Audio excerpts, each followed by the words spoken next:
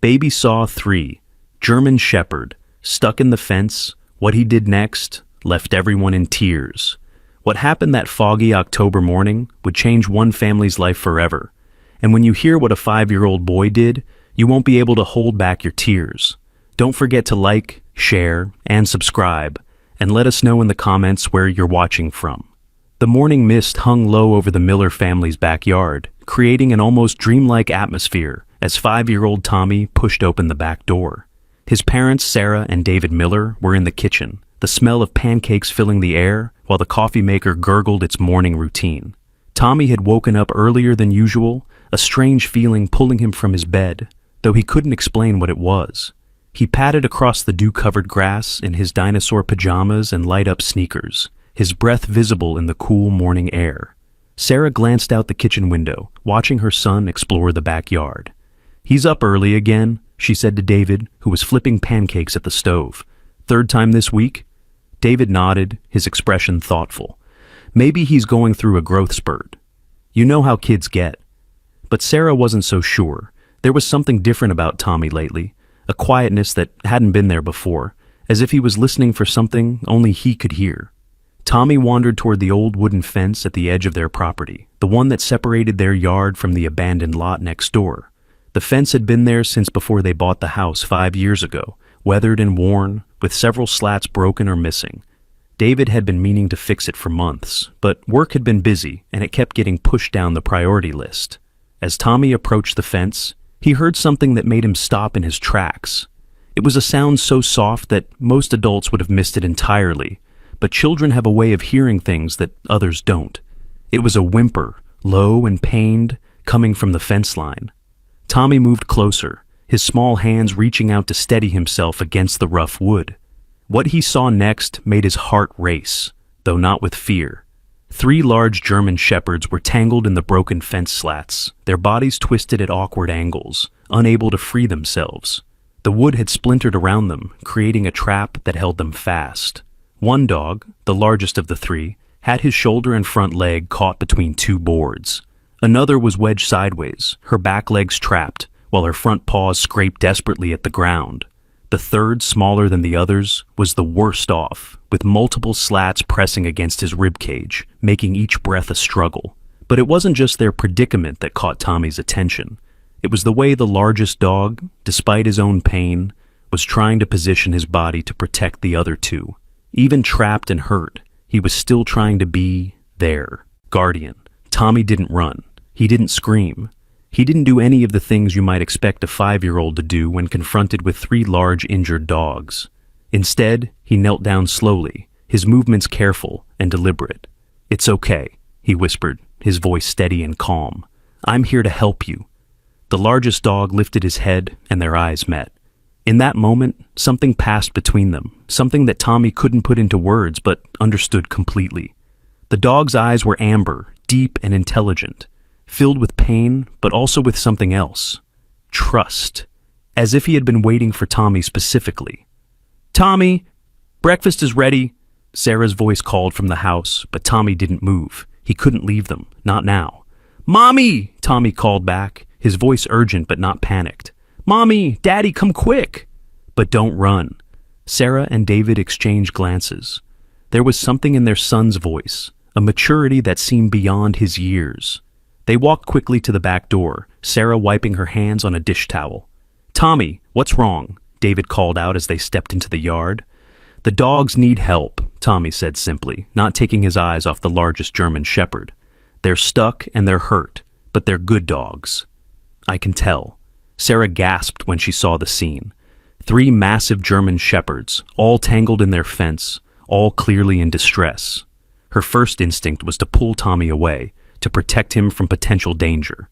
"Tommy, get back! Those dogs could be dangerous. They're hurt and scared." But Tommy shook his head firmly. "No, Mommy. They won't hurt us. They need us." He reached out his small hand toward the largest dog, who sniffed it gently before giving it the softest lick. David pulled out his phone. "I'm calling animal control. They'll know how to handle this safely." "No." Tommy's voice was sharp, almost commanding. Both parents looked at him in surprise. Their usually quiet, agreeable son had never spoken to them like that before. "Please, Daddy." "They're special dogs, I know it.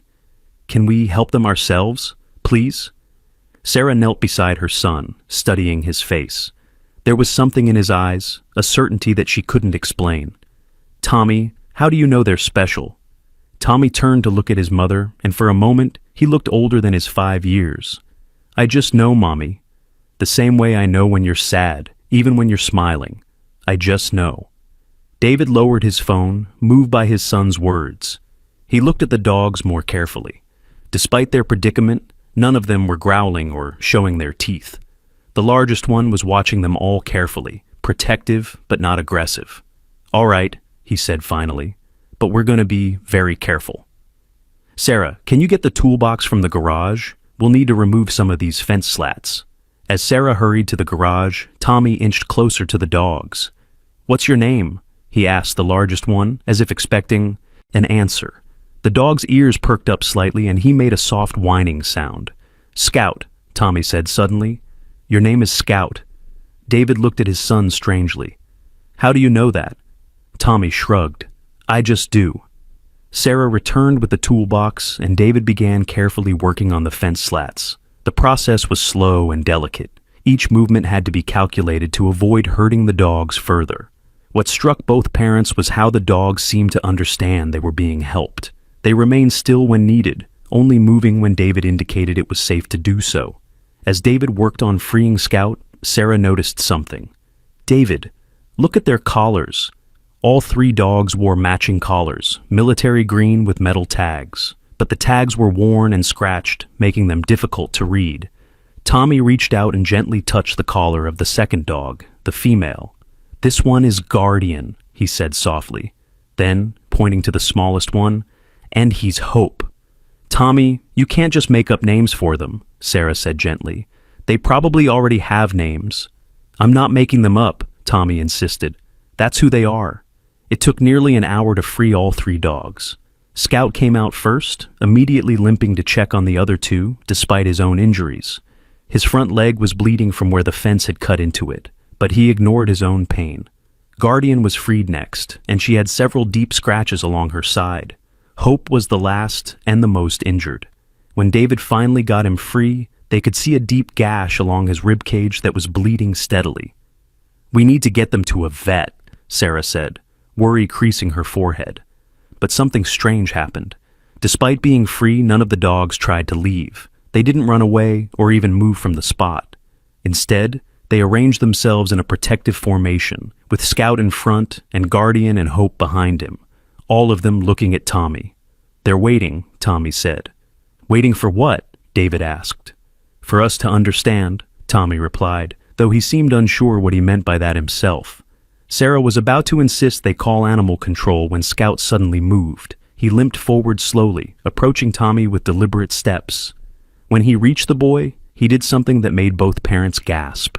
He bowed his head low, pressing it gently against Tommy's small chest, and held it there. Tommy wrapped his arms around the dog's large head, and for a moment, they stayed like that. A 5-year-old boy and a wounded German shepherd connected in a way that defied explanation. "We have to help them," Tommy said, his voice muffled against Scout's fur. "They came here for a reason." David and Sarah looked at each other, a silent conversation passing between them. There was something happening here that they didn't understand, something that went beyond a simple case of dogs getting stuck in a fence. "All right," David said finally. "Let's get them into the garage for now. Sarah, can you call that mobile vet doctor? Martinez, tell her it's an emergency." As they slowly led the dogs toward the garage, Sarah noticed something that sent a chill down her spine. The dogs weren't just injured from the fence. Some of their wounds were older, already partially healed. They had been through something before getting stuck in the fence, something that had driven them to try to push through despite the danger. In the garage, they laid out old blankets and towels, creating makeshift beds for the 3 dogs. Tommy refused to leave their side, sitting cross-legged between them, his small hands moving from one dog to another, offering comfort. "They're so thin," Sarah observed, really looking at them for the first time. Beneath their thick coats, she could feel their ribs. How long have they been on their own? Scout lifted his head at her words, those intelligent amber eyes meeting hers.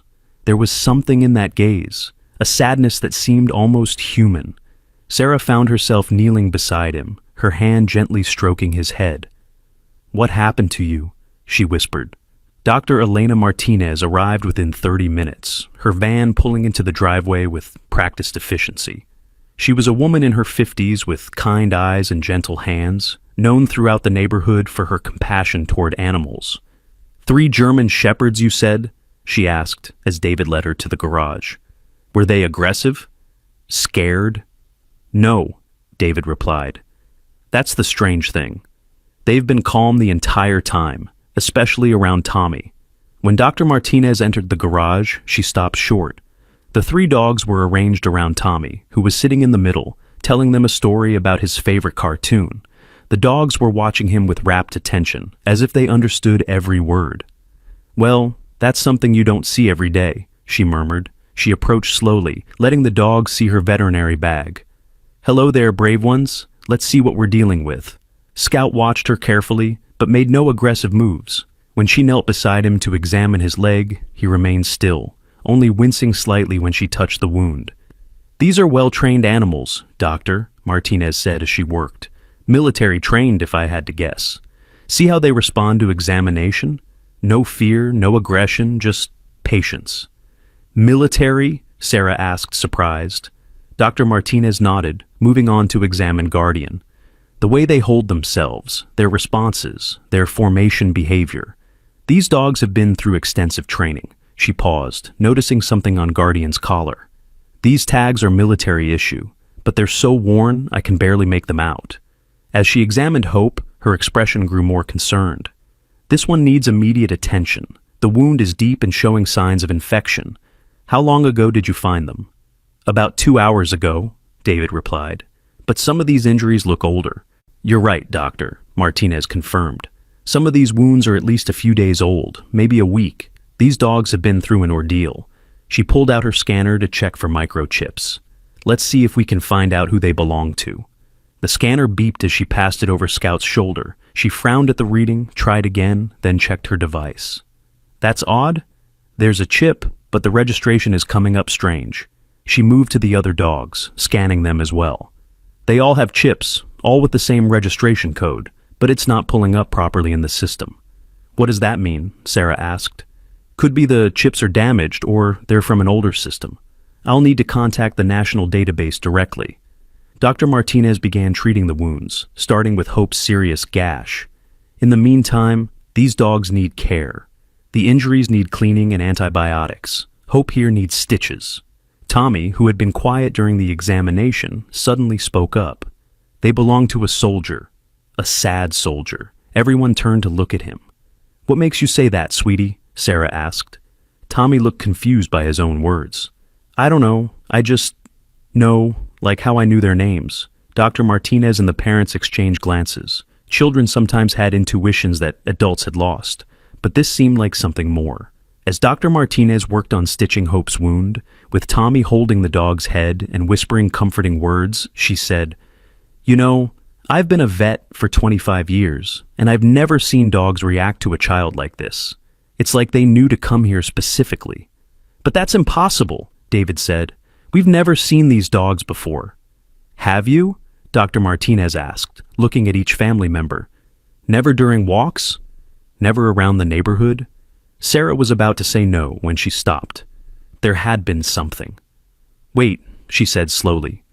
"About 2 weeks ago, when I was jogging past the old Henderson place, the abandoned house on Oak Street, I thought I saw a dog watching me from the overgrown yard, a German shepherd. But when I looked again, it was gone." "That's about a mile from here," David calculated. "You think it was one of these dogs?" "Could have been Scout," Tommy said with certainty. "He was watching to make sure you were safe." "Safe from what?" Sarah asked, but Tommy just shrugged. Dr. Martinez finished treating all 3 dogs, administering antibiotics and pain medication. "They need rest, proper nutrition, and continued medical care," she said, packing up her supplies. "I've sent the chip information to the national database. We should hear back within 24 hours. In the meantime, what's your plan?" David and Sarah looked at each other. They hadn't really thought that far ahead. "I suppose we should call animal control now," David said reluctantly. "They can take them to the shelter." "No!" Tommy's voice was fierce. He stood up, placing himself between the dogs and the adults.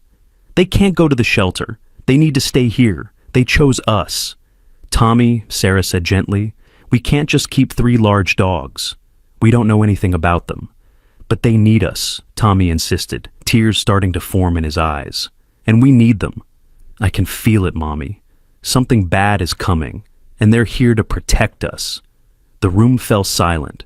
There was something in Tommy's voice, a conviction that seemed impossible for a 5-year-old. Scout struggled to his feet, limping over to stand beside Tommy. Guardian and Hope followed, arranging themselves around the boy protectively. Dr. Martinez spoke softly.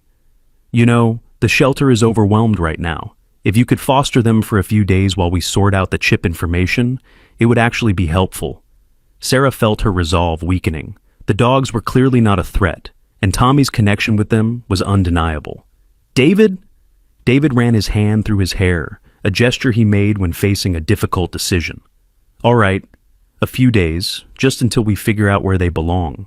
Tommy's face lit up with joy, and he hugged Scout carefully, mindful of the dog's injuries. "Thank you, Daddy. You won't regret it." As Dr. Martinez prepared to leave, she pulled Sarah aside. "There's something special happening here," she said quietly.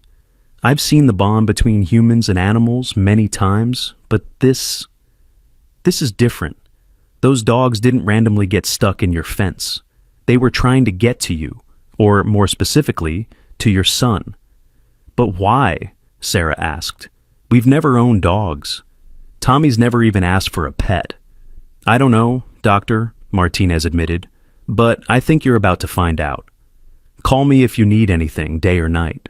She handed Sarah her card with her personal cell phone number written on the back.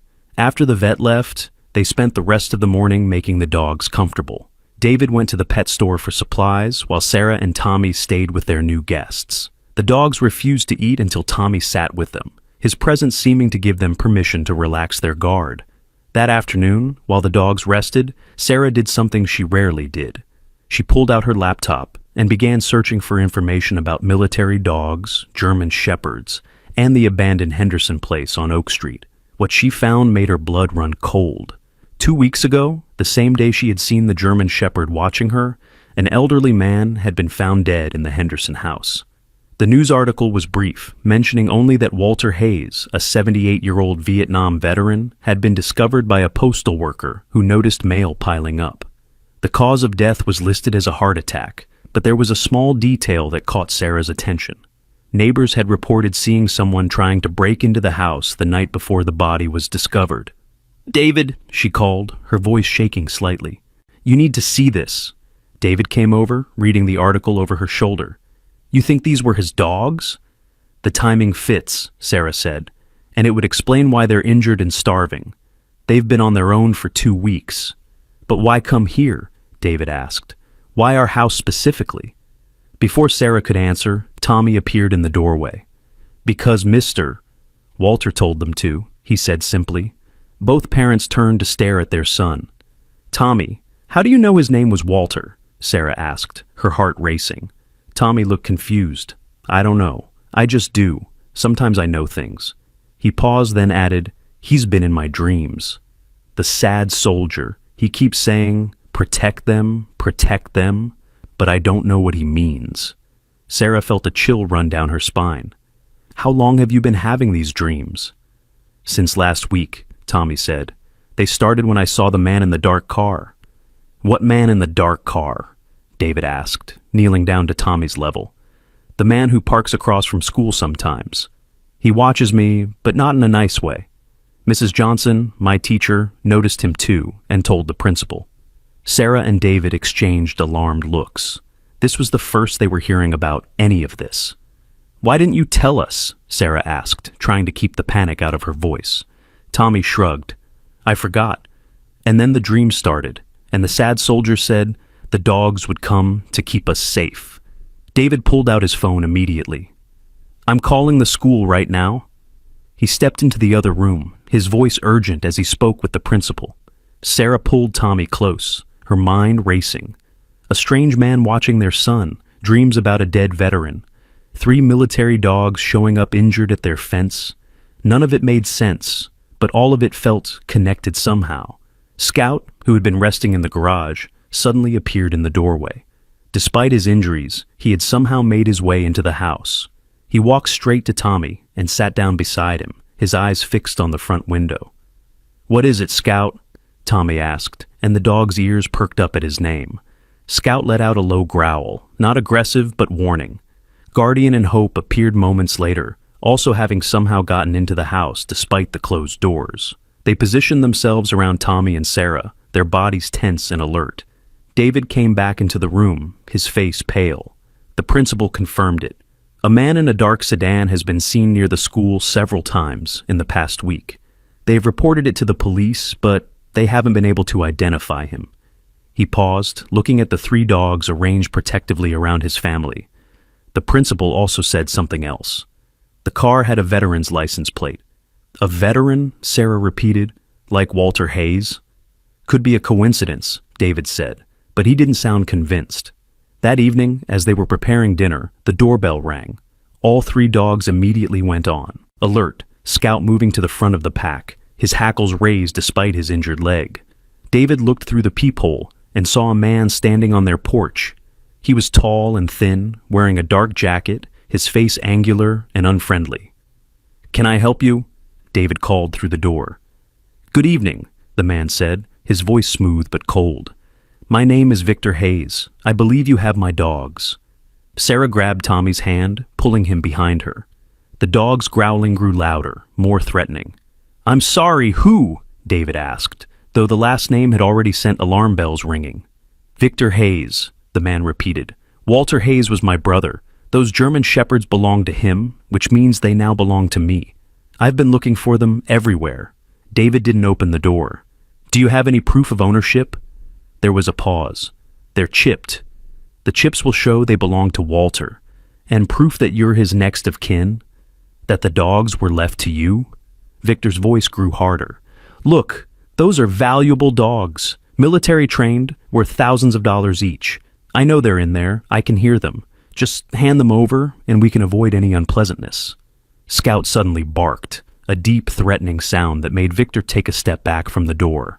Guardian and Hope joined in, their barks echoing through the house. "The dogs seem to disagree with you," David said. "I think you should leave. We'll let animal control sort this out tomorrow." "You're making a mistake," Victor said, his voice now openly threatening. "Those dogs are mine by right. I'll be back with the proper authorities." They watched through the window as Victor walked back to a dark sedan parked across the street. The same type of car that had been seen at Tommy's school. "Call the police," Sarah said immediately. "Right now?" As David made the call, Tommy looked up at his mother. "He's the bad man from my dreams. The sad soldier is afraid of him." The police arrived 20 minutes later, but Victor was already gone. Officer Jennifer Chen, a young woman with a no-nonsense attitude, took their statement while her partner checked the neighborhood. "So this man claimed the dogs were his but had no proof," she summarized. "That's right," David confirmed. "And we think he might be the same person who's been watching our son's school." Officer Chen's expression grew more serious. "We'll look into it? Victor Hayes, you said? We'll run the name. See what comes up." She looked at the 3 dogs, who had calmed down but remained watchful. These dogs definitely seemed to have an opinion about him. After the police left, the family tried to return to normal, but there was a tension in the air that wouldn't dissipate. The dogs refused to leave Tommy's side, following him from room to room. When bedtime came, they arranged themselves around his bed, creating a protective barrier. "Can they sleep in my room tonight?" Tommy asked. "Please?" Sarah and David agreed. There was something comforting about knowing the dogs were watching over their son, especially after the day's revelations. But sleep didn't come easily for the parents. They lay in bed, whispering in the darkness. "This is insane," David said. "Dead veterans, mysterious dogs, threatening strangers. What have we gotten ourselves into?" "I don't know," Sarah admitted, "but I can't shake the feeling that this was meant to happen. The way Tommy connected with those dogs instantly, the dreams he's been having." You don't actually believe the dogs were sent by a dead man to protect our son? David asked. Sarah was quiet for a moment.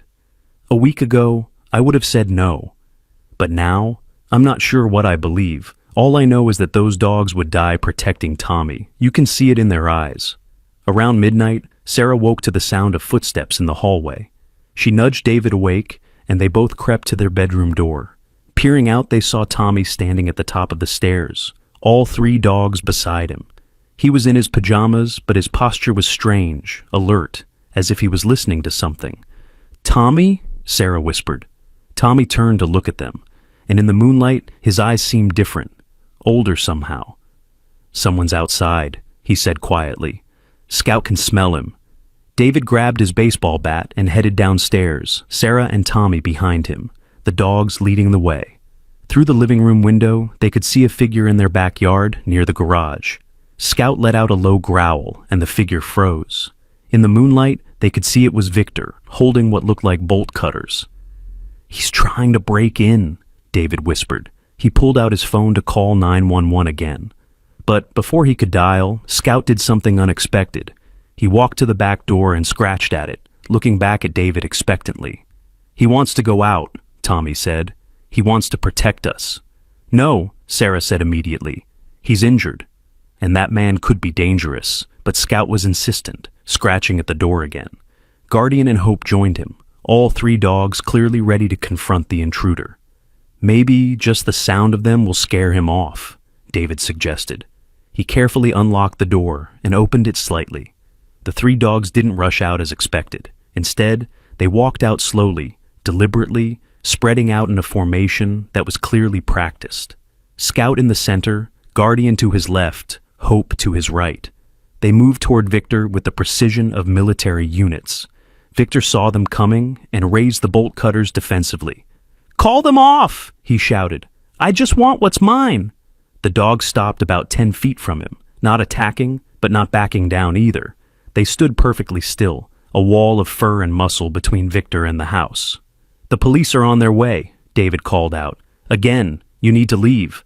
"Not without my property," Victor shouted back. "Those dogs are worth a fortune, and they belong to me.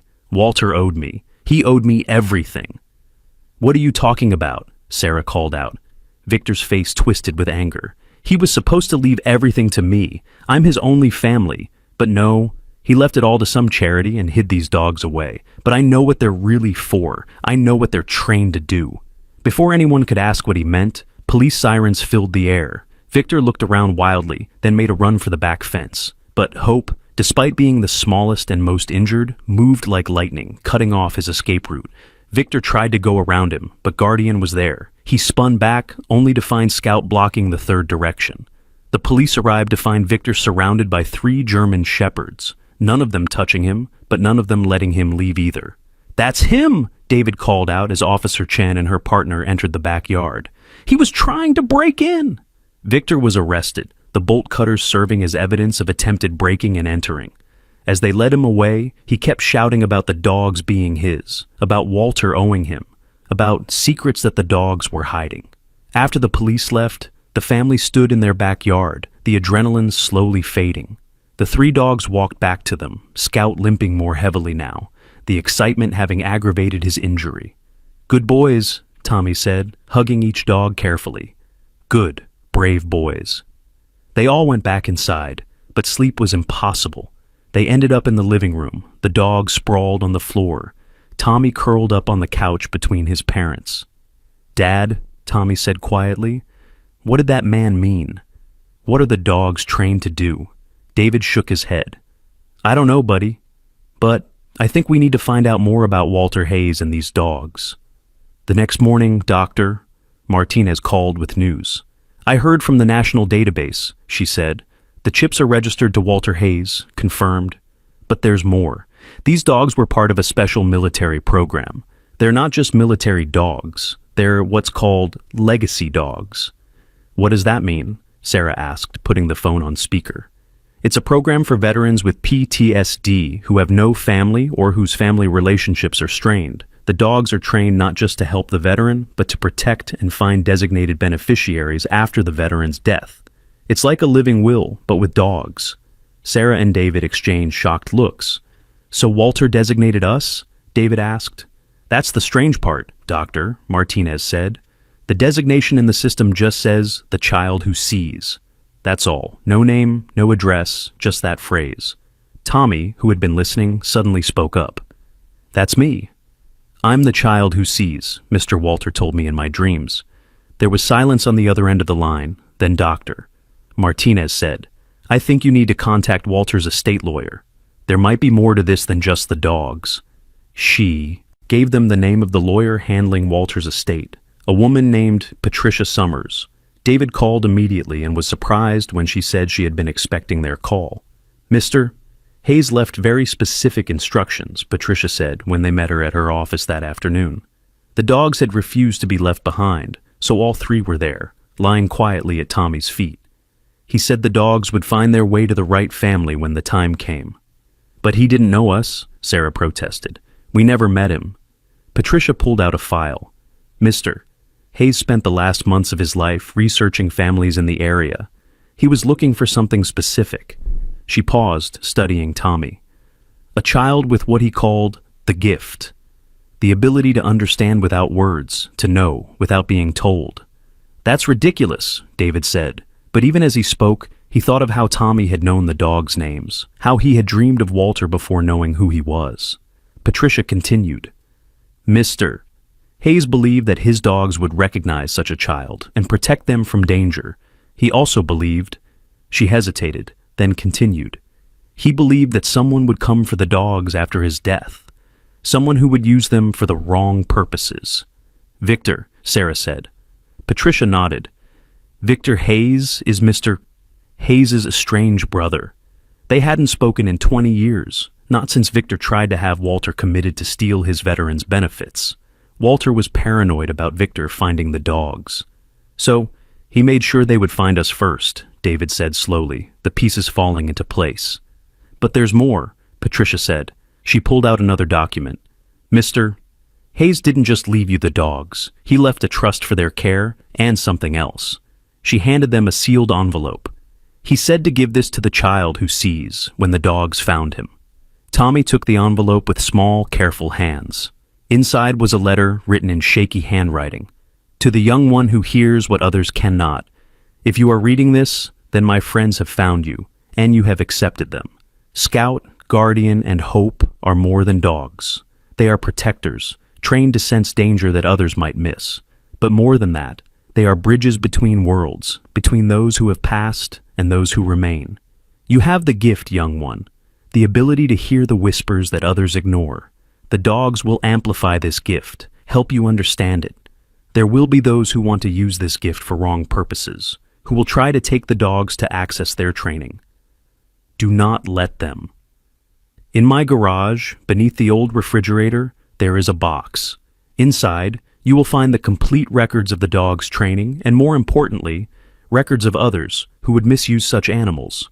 Victor is not the only one. There is a network of people who steal military dogs to sell to the highest bidder. The dogs know their faces, their scents. That is why they will protect you. Trust the dogs. Trust yourself. And know that an old soldier's last mission was to ensure you were safe. Walter Hayes. The room was silent after David finished reading the letter aloud. Tommy looked at the three dogs, who were all watching him intently. "We have to get the box," he said simply. Patricia nodded. "I have the keys to Mr. Hayes's house. The police have released it from their investigation. Would you like to go there?" The house on Oak Street was exactly as Sarah remembered it from her jogs, overgrown and neglected, but somehow not forbidding. The dogs became excited as they approached, Scout leading the way despite his limp, clearly remembering this place as home. Inside, the house was sparse but clean, the home of someone who lived simply.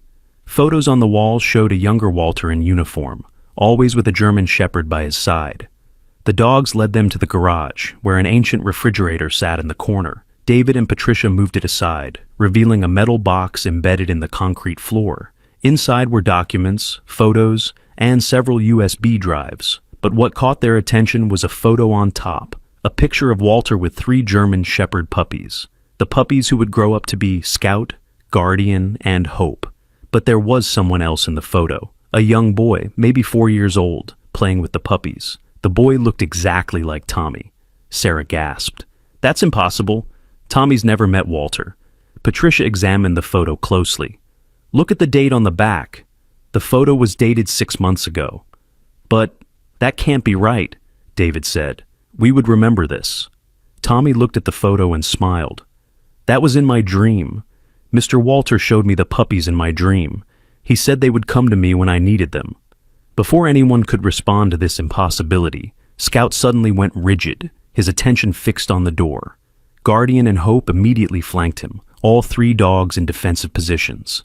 A car door slammed outside, then another, and another. Patricia looked out the window and paled. There are 3 men approaching the house. I don't recognize them. The front door, which they had left unlocked, burst open. 3 men entered, all large, all wearing dark clothing. The lead man smiled coldly. Well, well, looks like we're having a party. Who are you? David demanded, stepping in front of his family. Associates of Victor's, the man said. He told us about the dogs before his unfortunate arrest.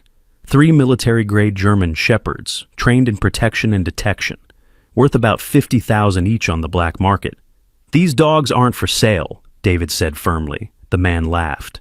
Everything's for sale, friend, and if not, he pulled back his jacket, revealing a gun. Well, let's just say we have ways of persuading people, Scout growled, low and dangerous. The man looked at him with interest. That's the alpha. He's the most valuable, trained in 8 different protection protocols, if Victor's information is correct. You're not taking these dogs, Sarah said, her voice shaking but determined. Lady, you don't have a choice, the second man said. Hand over the dogs and nobody gets hurt. Tommy stepped forward, and before anyone could stop him, he spoke in a clear, loud voice. Scout, Guardian, Hope, defensive position Alpha. The transformation was instant. The 3 dogs moved in perfect synchronization. Scout going low, Guardian moving left, Hope moving right. They created a triangle formation around Tommy and his family, their bodies coiled and ready. The lead man's eyes widened. The kid knows the commands. That's impossible. These are military commands. Mister, Walter taught me, Tommy said simply. In my dreams, the man reached for his gun, but Scout was faster. He launched himself at the man's arm, his jaws clamping down just hard enough to make him drop the weapon. Guardian went for the second man's legs, bringing him down, while Hope, despite his injuries, blocked the third man's path to the door. Call them off! The lead man shouted, Scout still holding his arm. Call them off, or I'll sue you for everything. Patricia had already pulled out her phone, calling 911. I'm calling the police. You're trespassing and you threatened a family with a weapon. Within minutes, police sirens filled the air again. The 3 men were arrested, and this time, Officer Chen looked at the family with amazement. These dogs are something else, she said. It's like they knew exactly what to do. They were trained well, David said, but he was looking at Tommy, who was hugging Scout, whispering something in the dog's ear. That evening, back at home, they went through the documents from Walter's box. What they found was staggering. Walter had been investigating a dog fighting and theft ring that specialized in stealing military and police dogs. Victor was involved, along with at least a dozen other people. The USB drives contained evidence that Walter had gathered over years. He was building a case, Patricia said, having stayed to help them understand the legal documents. But he knew he was dying, and he was afraid the evidence would disappear. So he made sure it would get to someone who could use it. But why us? Sarah asked. Why Tommy specifically? Patricia pulled out one more document from the box, a medical report. Walter had a son, she said quietly. He died in Afghanistan, serving as a dog handler. His name was Thomas, Tommy. Sarah felt tears spring to her eyes. So, when he saw our Tommy, he saw a chance for redemption, Patricia finished. A chance to protect a child named Tommy when he couldn't protect his own. Tommy, who had been quiet, suddenly spoke. Mister, Walter says thank you. Everyone turned to look at him. He was staring at an empty corner of the room, smiling. He says his mission is complete. The dogs are where they belong. David started to say something about imagination, but stopped. After everything they had witnessed, who were they to say what was possible? The next few days were a whirlwind of police interviews and paperwork. The evidence Walter had gathered led to the arrest of 12 people involved in the dog theft ring. Victor was charged with additional crimes and faced serious prison time. But through it all, the dogs never left Tommy's side. They had accepted their new mission, protecting this special child who could hear what others couldn't. One evening, as Sarah was tucking Tommy into bed, surrounded by his 3 guardian angels, she asked, "Tommy, do you still have dreams about Mr. Walter?" Tommy shook his head. "No, he's at peace now, but sometimes—" He paused, looking at Scout. "Sometimes Scout shows me things that are going to happen." "Like what?" Sarah asked, though she wasn't sure she wanted to know. "Good things," Tommy said, smiling. "Scout says we're going to help a lot of people. Him and Guardian and Hope and me.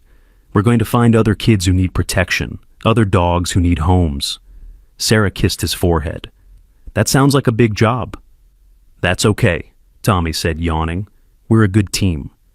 As Sarah turned off the light and left the room, she heard Tommy whisper to the dogs, "Mister, Walter would be proud of you. You're good boys, the very best boys." And in the darkness, 3 tails thumped against the floor in agreement. The weeks that followed the arrests brought a strange kind of normalcy to the Miller household, though nothing could ever be quite the same with 3 military-trained German shepherds as part of the family. Scout's leg had healed remarkably well, the limp barely noticeable now as he patrolled the backyard each morning like a soldier checking his perimeter. Guardian had taken to sleeping at the foot of the stairs, positioning herself where she could monitor both floors of the house. Hope, despite being the smallest, had become Tommy's constant shadow, following the boy from room to room with devoted attention. Sarah stood at the kitchen window one Tuesday morning, watching Tommy play with the dogs in the backyard. He was teaching them new tricks, or rather, they were teaching him their commands. She could hear his young voice calling out words she didn't recognize, military phrases that no 5-year-old should know, yet somehow Tommy understood them perfectly. "He's different," David said, joining her at the window with his morning coffee. "Ever since the dogs arrived, he's changed." Sarah nodded. It was true. Tommy had always been a quiet, introspective child, but now there was a confidence about him, a sureness that seemed beyond his years. His teachers had noticed it too. Mrs. Johnson had called just yesterday to say that Tommy had helped calm a new student who was having a panic attack, sitting with the child and speaking in soothing tones until the crisis passed. He knew exactly what to do, Mrs. Johnson had said, amazement clear in her voice. It was like he could feel the child's distress before it even peaked. The doorbell interrupted Sarah's thoughts. Scout immediately abandoned his play, racing to the front door with Guardian close behind. Hope stayed with Tommy, but his ears were perked, alert to any potential threat. Through the peephole, Sarah saw a woman she didn't recognize, middle-aged, professionally dressed, with kind eyes but a worried expression. Sarah opened the door cautiously, Scout standing firmly beside her. "Mrs. Miller?" the woman asked. "My name is Rebecca Chen. I'm a social worker with the Veterans Administration. I was hoping I could speak with you about Walter Hayes and the dogs." Sarah hesitated, but Scout's tail gave a single wag. His body language relaxed. If Scout approved, she reasoned, it was probably safe. "Come in," she said, leading Rebecca to the living room. Rebecca's eyes widened as she took in the 3 German shepherds, all now positioned strategically around the room. "Remarkable," she murmured. "They're exactly as Walter described them." "You knew Walter?" David asked, joining them. Rebecca nodded. "I was his caseworker for the last 5 years. He spoke often about his dogs, about their special training and abilities. He also spoke about finding the right family for them after he was gone." She paused, studying Tommy, who had come in from the backyard. "He said he was looking for a child with the sight." "The sight?" Sarah repeated. "That's what he called it. The ability to sense things others couldn't, to understand without words." Rebecca pulled out a file from her bag. Walter spent months researching families in the area. He had a list of criteria he was looking for when he found out about Tommy. "What about Tommy?" David asked, his protective instincts flaring. Rebecca smiled gently. "Your son helped a lost dog find its way home about 6 months ago." "Do you remember?" Sarah gasped. She did remember. Tommy had been playing in the front yard when a scared, disoriented poodle had wandered by. Without hesitation, Tommy had approached the dog, calmed it, and then led it 3 blocks away to a house Sarah had never noticed before. The elderly owner had been in tears, saying the dog had been missing for 2 days. "How did you know where to take the dog?" Sarah had asked Tommy at the time. "I just knew," he had said simply. Walter heard about that incident, Rebecca continued. The dog's owner was a veteran friend of his. Walter became convinced that Tommy was the child he was looking for. "So he planned for the dogs to come to us?" David asked. "Not exactly," Rebecca said. "Walter believed the dogs would find their way to Tommy when the time was right. He just made sure they knew Tommy's scent, his location." "How?" Sarah asked. Rebecca looked uncomfortable. "This might sound strange, but Walter would walk the dogs past your house every night. Very late, when no one would see. He did this for months. He wanted them to know this was a safe place, that Tommy was here." Tommy, who had been listening quietly, suddenly spoke. "That's why Scout was watching Mom when she jogged. He was making sure the path between Walter's house and ours was safe." Rebecca stared at the boy. "How could you possibly know that?" Tommy shrugged. "Scout told me." Before Rebecca could respond, Scout moved to the window, a low growl building in his throat. Guardian and Hope immediately joined him. All 3 dogs focused on something outside. A van had pulled up across the street, unmarked and black. 2 men sat in the front, watching the house. "Do you recognize that van?" David asked Rebecca. She shook her head, but her face had paled. "No, but—" "Walter warned me this might happen. He said there were people who would come for the dogs, people who knew about their special training." "We need to call the police," Sarah said, reaching for her phone. "Wait," Rebecca said. "Let me make a call first. There's someone you need to meet." She dialed a number and spoke quietly for a moment, then handed the phone to David. "This is Colonel James Harrison, retired. He ran the program that trained these dogs." David took the phone. "Colonel Harrison?" "Mr. Miller," a deep voice responded. "I understand you have Scout, Guardian, and Hope." "Yes, sir." "Good. They're exactly where they need to be, but you need to understand something. Those dogs aren't just military trained. They're part of the experimental program we ran 15 years ago, Project Sentinel." "Project Sentinel?" David repeated. "We were training dogs to do more than just detect bombs or drugs. We were training them to detect human intentions, to sense danger before it manifested. The program was discontinued, officially, but a few dogs, like yours, were placed with veterans who needed them." "And now?" David asked.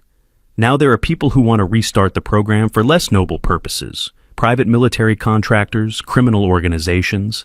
They know what those dogs can do, and they want that capability."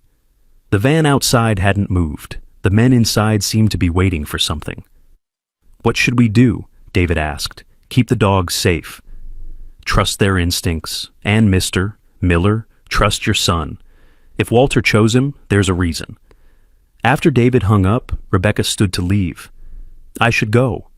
But first," she pulled out another card. "This is Dr. Sarah Kim. She's a veterinary behaviorist who worked on Project Sentinel. If you need help understanding the dog's capabilities, she's the one to call." As Rebecca left, carefully avoiding looking at the van, Sarah noticed that Scout never took his eyes off the vehicle. The dog's intensity was unsettling, as if he was memorizing every detail. That night, they had a family meeting after Tommy was supposedly asleep, but Sarah knew better. She could hear the soft padding of feet upstairs, Tommy and Hope moving to the top of the stairs to listen. "We need to consider our options," David said. "These dogs are attracting dangerous attention. We can't give them up," Sarah said immediately. "You've seen how they are with Tommy, and how he is with them. I'm not suggesting we give them up, but maybe we need to be more proactive about security, an alarm system, cameras. Or," Sarah said slowly, "we learn more about what these dogs can really do. That colonel said to trust their instincts. Maybe we need to understand their training better." They called Dr. Kim the next morning. She agreed to come by that afternoon, but her first words when she arrived were not reassuring. "That van that was watching your house yesterday, it's been following me for the last hour." David looked outside. Sure enough, the same black van was parked down the street. Dr. Kim was a small woman in her 60s with sharp eyes that missed nothing. The dogs reacted to her immediately, not with aggression, but with recognition. Scout actually whined, something they'd never heard him do before. "Hello, Scout," she said softly, kneeling down. "It's been a long time, hasn't it?" The dog pressed his head against her hand, his tail wagging slowly. "You know him?" Tommy asked, appearing in the doorway, despite being told to stay in his room. Dr. Kim smiled at the boy.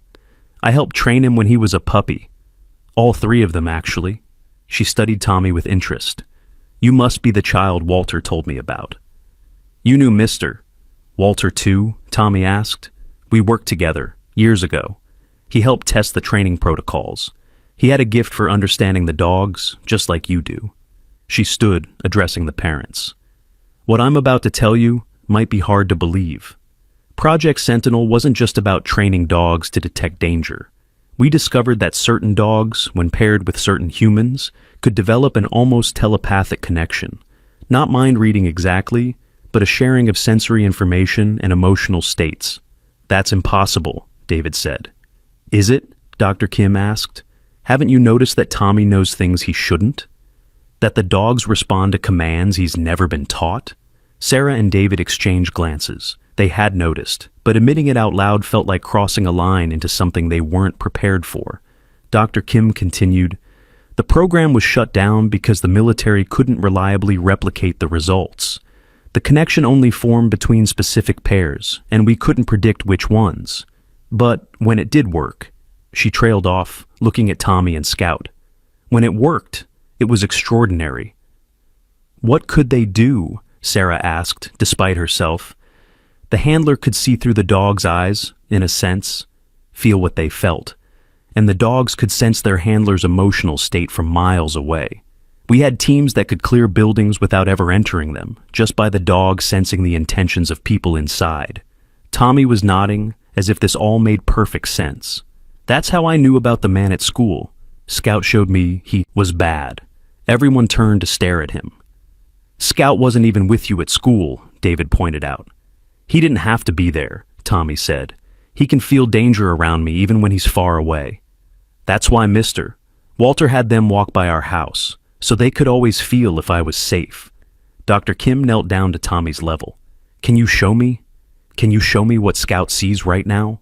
Tommy closed his eyes, his hand resting on Scout's head. For a moment, nothing happened. Then his eyes snapped open. "The man in the van is talking on the phone. He's angry. He's saying they need to move tonight." David ran to the window. The man in the van was indeed on the phone, gesticulating animatedly. "We're calling the police," Sarah said. "But doctor," Kim stopped her. "They haven't done anything illegal yet. Sitting in a van isn't a crime." She thought for a moment. "But there might be another way. Tommy, can you ask Scout to remember the man's scent?" Tommy looked confused. He already remembers. Scout never forgets a bad person's scent. "Good, because I think we're going to need that ability soon." That night, they implemented a new security routine. The dogs took shifts patrolling the house, one always staying with Tommy, while the other two checked the perimeter. David installed motion sensor lights around the property, and Sarah made sure all the doors and windows were locked. Around 2 in the morning, Hope started barking. Not his usual alert bark, but something more urgent. Tommy was already awake when his parents reached his room. "Someone's in the backyard," he said calmly. 3 people. Hope says they smell like the man from the van. David grabbed his baseball bat and his phone, calling 911 as he moved toward the stairs. But Scout was already in motion, Guardian beside him, both dogs moving with silent purpose toward the back door. Through the kitchen window, they could see 3 figures in dark clothing, trying to jimmy the lock on the garage door. One held what looked like a tranquilizer gun. "They're after the dogs," Sarah whispered. The 911 operator was saying something about dispatching units, but David knew the police wouldn't arrive in time. The intruders were almost through the lock. Then Tommy did something unexpected. He walked to the back door, and before anyone could stop him, opened it. "Scout, Guardian, Defense Protocol 7, he said in a clear, commanding voice. The 2 dogs shot out the door like missiles, but instead of attacking, they split up, Scout going left and Guardian going right, circling the intruders in a wide arc. The men spun, trying to track the dogs' movement, but the animals were using the darkness and their training to stay just out of sight. One man raised the tranquilizer gun, aiming at Scout's last position, but Guardian barked from behind him, causing him to spin around. As he did, Scout darted in and grabbed the gun from his hands, crushing it in his powerful jaws. The second man pulled out what looked like a catch pole, the kind used by animal control. He lunged at Guardian, but Hope, who had somehow gotten outside without anyone noticing, appeared behind him and knocked him off balance with a precise shoulder check. The third man, seeing his companion's equipment destroyed and the dogs coordinating their movements with military precision, made a run for the fence. But the dogs had anticipated this. They herded him and his companions into a corner of the yard, keeping them pinned without ever actually attacking. "How does Tommy know these commands?" Sarah asked Doctor Kim, who had arrived just moments before, somehow knowing there would be trouble. "He doesn't, Doctor," Kim said quietly. "He's not speaking trained commands. He's communicating directly with Scout, and Scout is coordinating with the others. This is what Project Sentinel was meant to achieve." The police arrived 5 minutes later to find 3 would-be dog nappers huddled in the corner of the yard, surrounded by 3 calm but watchful German shepherds. The men were arrested, and a search of their van revealed tranquilizer equipment, cages, and documents suggesting they were part of a larger operation targeting military dogs. Officer Chen, who seemed to be permanently assigned to their case now, shook her head in amazement. "These dogs are better than half my human partners," she said. As the sun rose and the excitement died down, the family gathered in the living room.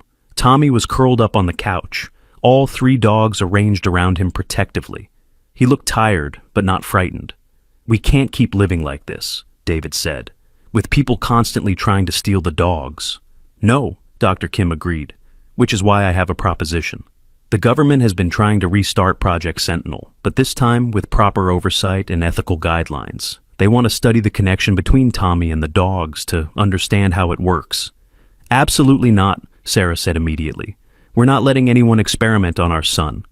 "Not experiment, Doctor," Kim clarified.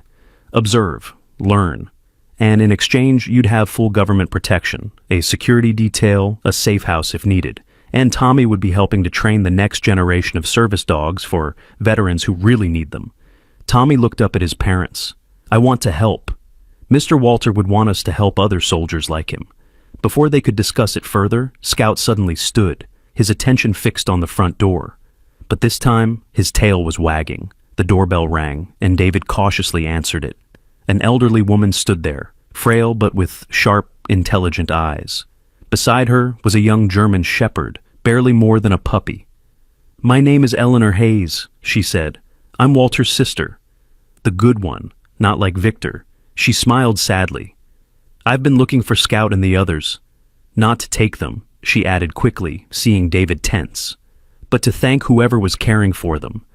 And to bring you this." She held out a leather journal, worn and weathered. "Walter's diary. He wrote about your son, about his plans for the dogs. I thought you should have it."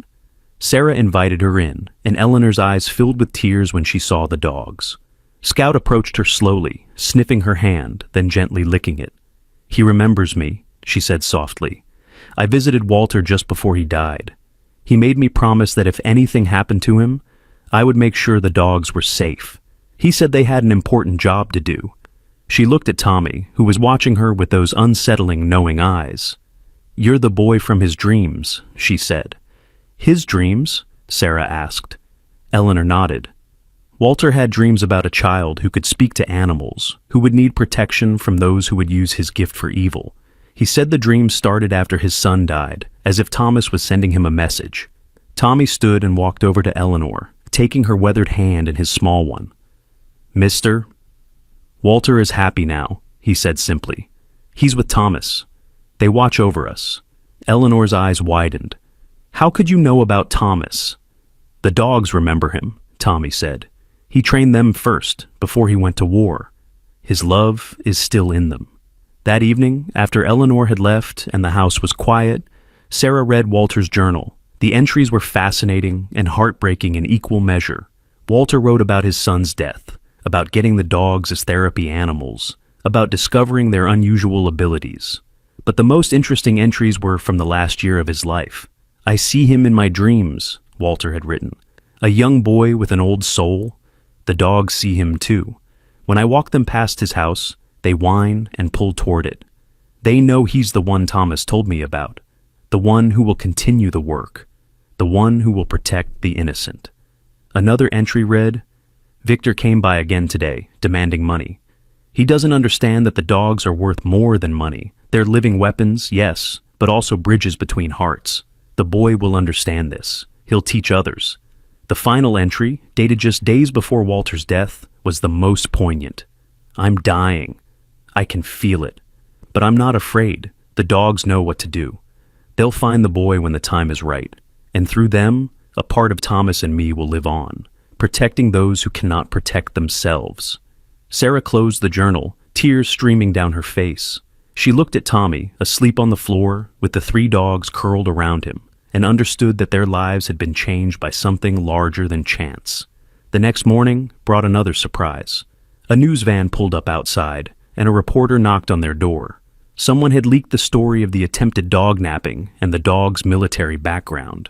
Within hours, their quiet street was filled with media vehicles. "This is a nightmare," David said, peering through the curtains at the growing crowd. But Tommy seemed unconcerned. "It's supposed to happen," he said. "Scout says this is how we find the others." "What others?" Sarah asked. Before Tommy could answer, the phone rang. It was Dr. Kim. "Turn on Channel 7, she said urgently. They turned on the TV to see a news report about a veteran in crisis. A former Marine named Marcus Rodriguez had barricaded himself in his apartment, threatening to hurt himself. The police were trying to negotiate, but he wouldn't respond to anyone. "He needs help," Tommy said immediately. "We have to go there." "Absolutely not," David said. "It's dangerous." But Scout was already at the door, whining and pawing at it. Guardian and Hope joined him, all 3 dogs clearly agitated. "They know him," Tommy said with certainty. Marcus knew Thomas, Mr. Walter's son. They served together. Dr. Kim arrived within minutes. If this is true, the dogs might be the only ones who can reach him. Their presence might break through his crisis. Against their better judgment, the parents agreed. They drove to the apartment complex, which was surrounded by police cars and emergency vehicles. Officer Chen met them at the barricade. "You shouldn't be here," she said, but Tommy was already walking forward, the 3 dogs beside him. "Let us try, Doctor," Kim said, showing her credentials. "These are military therapy dogs. They might be able to help." After a hurried consultation with the crisis negotiator, they were allowed to approach the building. Tommy walked up to the apartment door, the dogs flanking him. "Mr. Marcus," Tommy called out, his young voice carrying clearly. "Thomas's dogs are here, Scout, Guardian, and Hope. They remember you." There was silence from inside the apartment. Then slowly the door opened a crack. A haggard face peered out, eyes wild with pain and fear. Scout stepped forward, whining softly. The man's eyes focused on the dog, recognition dawning. "Scout?" he whispered. "But how?" Thomas said. "Thomas sent them to help," Tommy said simply. "Just like he's sending them to help you now." The door opened wider. Marcus fell to his knees, and Scout moved forward, pressing against him. The man broke down sobbing, his arms around the dog's neck. "I couldn't save him," Marcus cried. "Thomas died saving me, and I couldn't save him." Tommy knelt beside him, his small hand on the man's shoulder. "He doesn't blame you. He wants you to live. That's why the dogs are here." The crisis ended peacefully. Marcus was taken to the hospital for evaluation, but he was calm, holding onto a photo Tommy had given him, one from Walter's collection, showing Thomas with the dogs as puppies. The media coverage of the incident was intense. The story of a 5-year-old boy and 3 military dogs saving a veteran's life captivated the nation. Within days, they were receiving calls from veterans organizations, police departments, and families with children who showed similar abilities to Tommy's. "We can't handle this ourselves," Sarah said, overwhelmed by the attention. Dr. Kim had a solution. "Let me make some calls. There's a facility in Colorado, a training center for service dogs.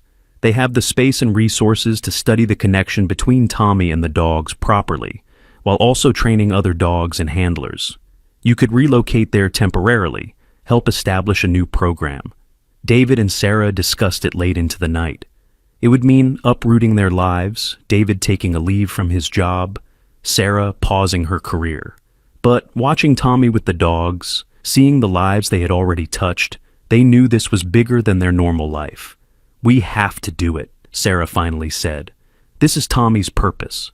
Maybe ours too." The preparation for the move took several weeks. During that time, more incidents occurred that confirmed their decision. The dogs alerted them to a gas leak at a neighbor's house before anyone could smell it. Tommy and Scout located a missing elderly woman with dementia who had wandered into the woods. Guardian detected a drug dealer attempting to recruit kids at Tommy's school, leading to his arrest. Each incident brought more attention, more proof that what Tommy and the dogs could do together was extraordinary. Eleanor Hayes visited again before they left, bringing more of Walter's belongings. Among them was a box of letters from Thomas, written during his deployment. "Dad," one letter read, "the dogs you're training are special. I can feel it. They're going to do something important one day. Promise me that if anything happens to me, you'll make sure they find their true purpose." Another letter, written just weeks before Thomas's death, was even more prophetic. "I had a dream about a little boy who could talk to animals. He was surrounded by our dogs, and they were protecting him from something dark. Dad, if you ever meet a child like that, give him the dogs. They'll know what to do." Tommy read the letters solemnly, then looked up at Eleanor. "Thomas is proud of his dad. He says, 'Mister.'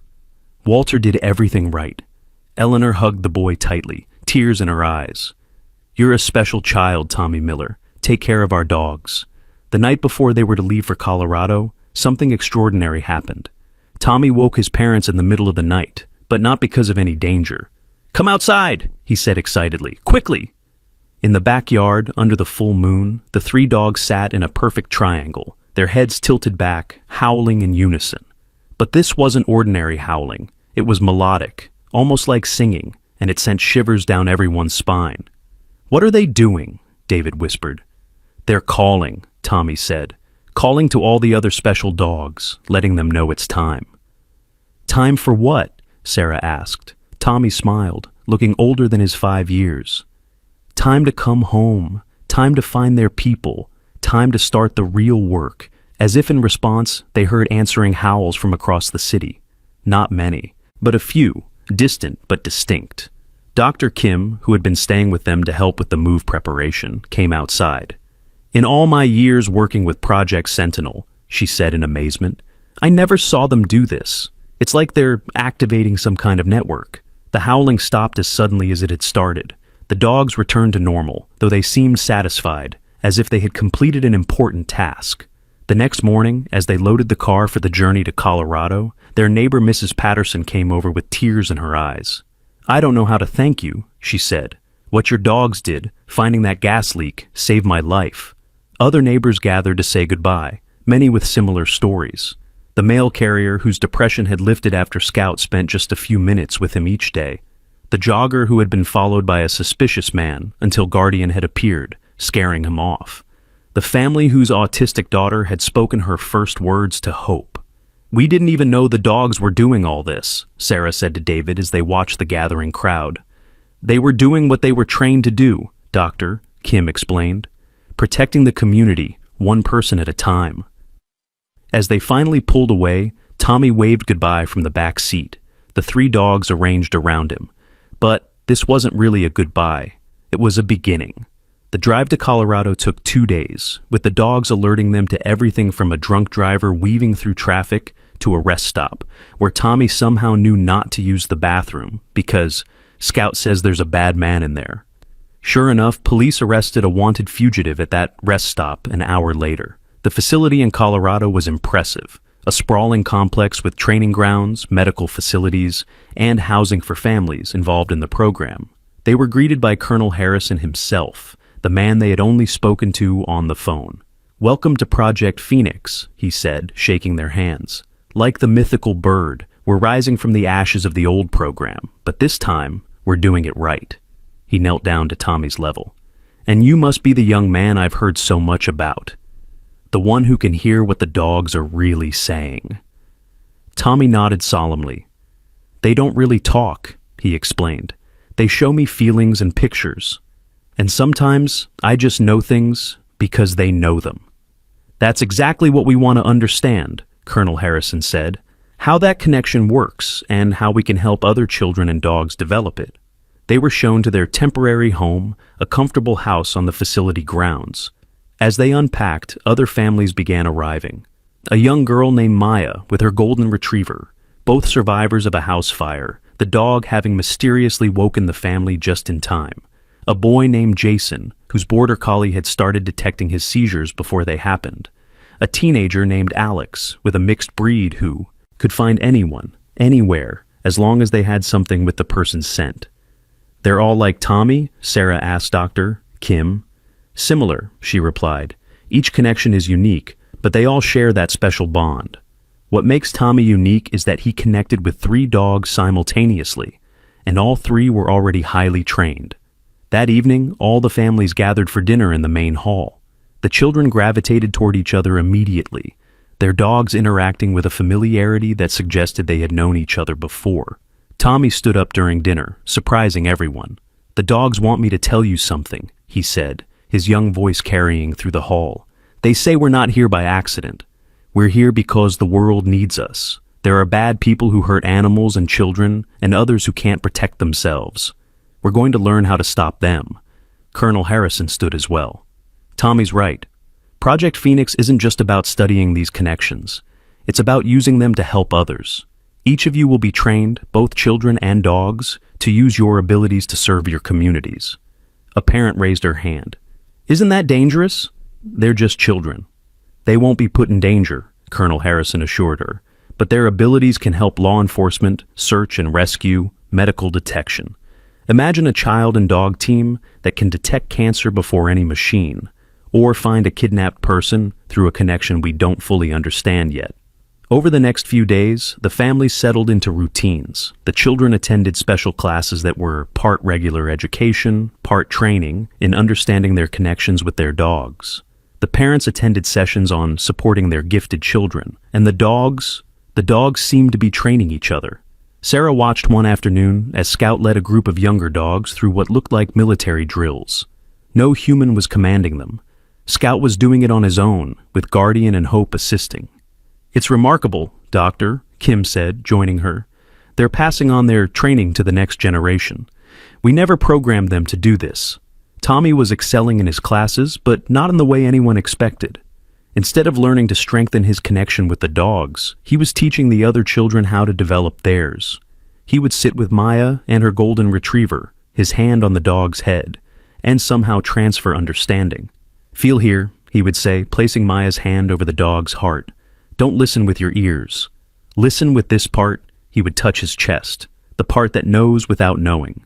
It sounded like nonsense, but it worked. Within a week, Maya was anticipating her dog's alerts about her anxiety attacks, able to calm herself before they peaked. But not everything was progressing smoothly. There were those who opposed Project Phoenix, who saw it as exploitation of children or militarization of animals. Protesters gathered outside the facility gates, and there were threats made against the program. One night, Tommy woke everyone in their house. "Someone's coming," he said urgently. "Lots of someones. Scout can smell them." Colonel Harrison was alerted immediately. Security swept the perimeter and found evidence of a planned break-in, cut fence wires, disabled cameras.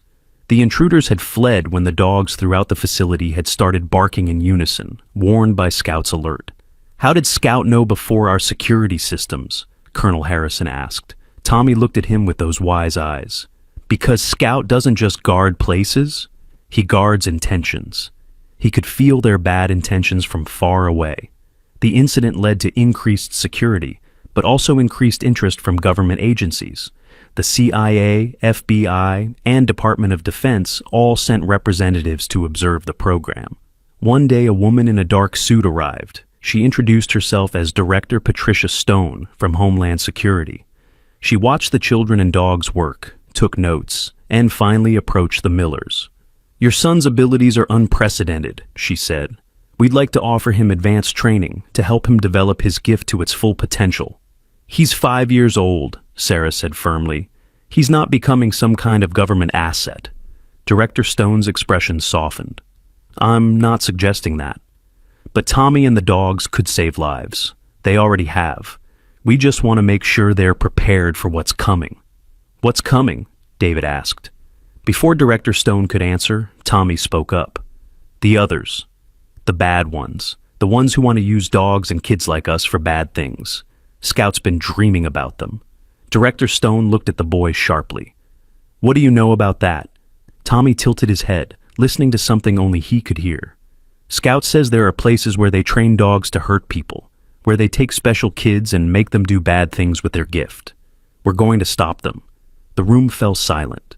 The idea that there were others exploiting the human-animal connection for criminal purposes was terrifying. "Is this true?" Sarah asked Director Stone. The woman hesitated, then nodded. "We've had intelligence about trafficking rings that specifically target gifted children and trained animals. We haven't been able to locate them because they use the same abilities to avoid detection." "But we can find them," Tommy said with certainty. "Scout knows their smell. Not their body smell, their intention smell. We can track them." And so, the true purpose of Project Phoenix began to emerge. It wasn't just about studying the connection or training service teams. It was about creating a network of gifted children and dogs who could combat those who would exploit such gifts for evil. The training intensified. The children learned not just to communicate with their dogs, but to extend their awareness through them. Tommy could now close his eyes and see through Scout's eyes from across the facility. Maya could feel her dog's emotional radar, sensing the intentions of everyone within 100 yards. Jason's connection with his border collie had evolved to the point where they could work in perfect synchronization without any verbal commands. But it was the dogs who were truly remarkable. Under Scout's leadership, they had formed their own hierarchy and training system. Older dogs mentored younger ones, passing on not just trained behaviors, but something more. A sense of purpose, a mission that transcended their individual handlers. One evening, as Sarah tucked Tommy into bed, he said something that chilled her.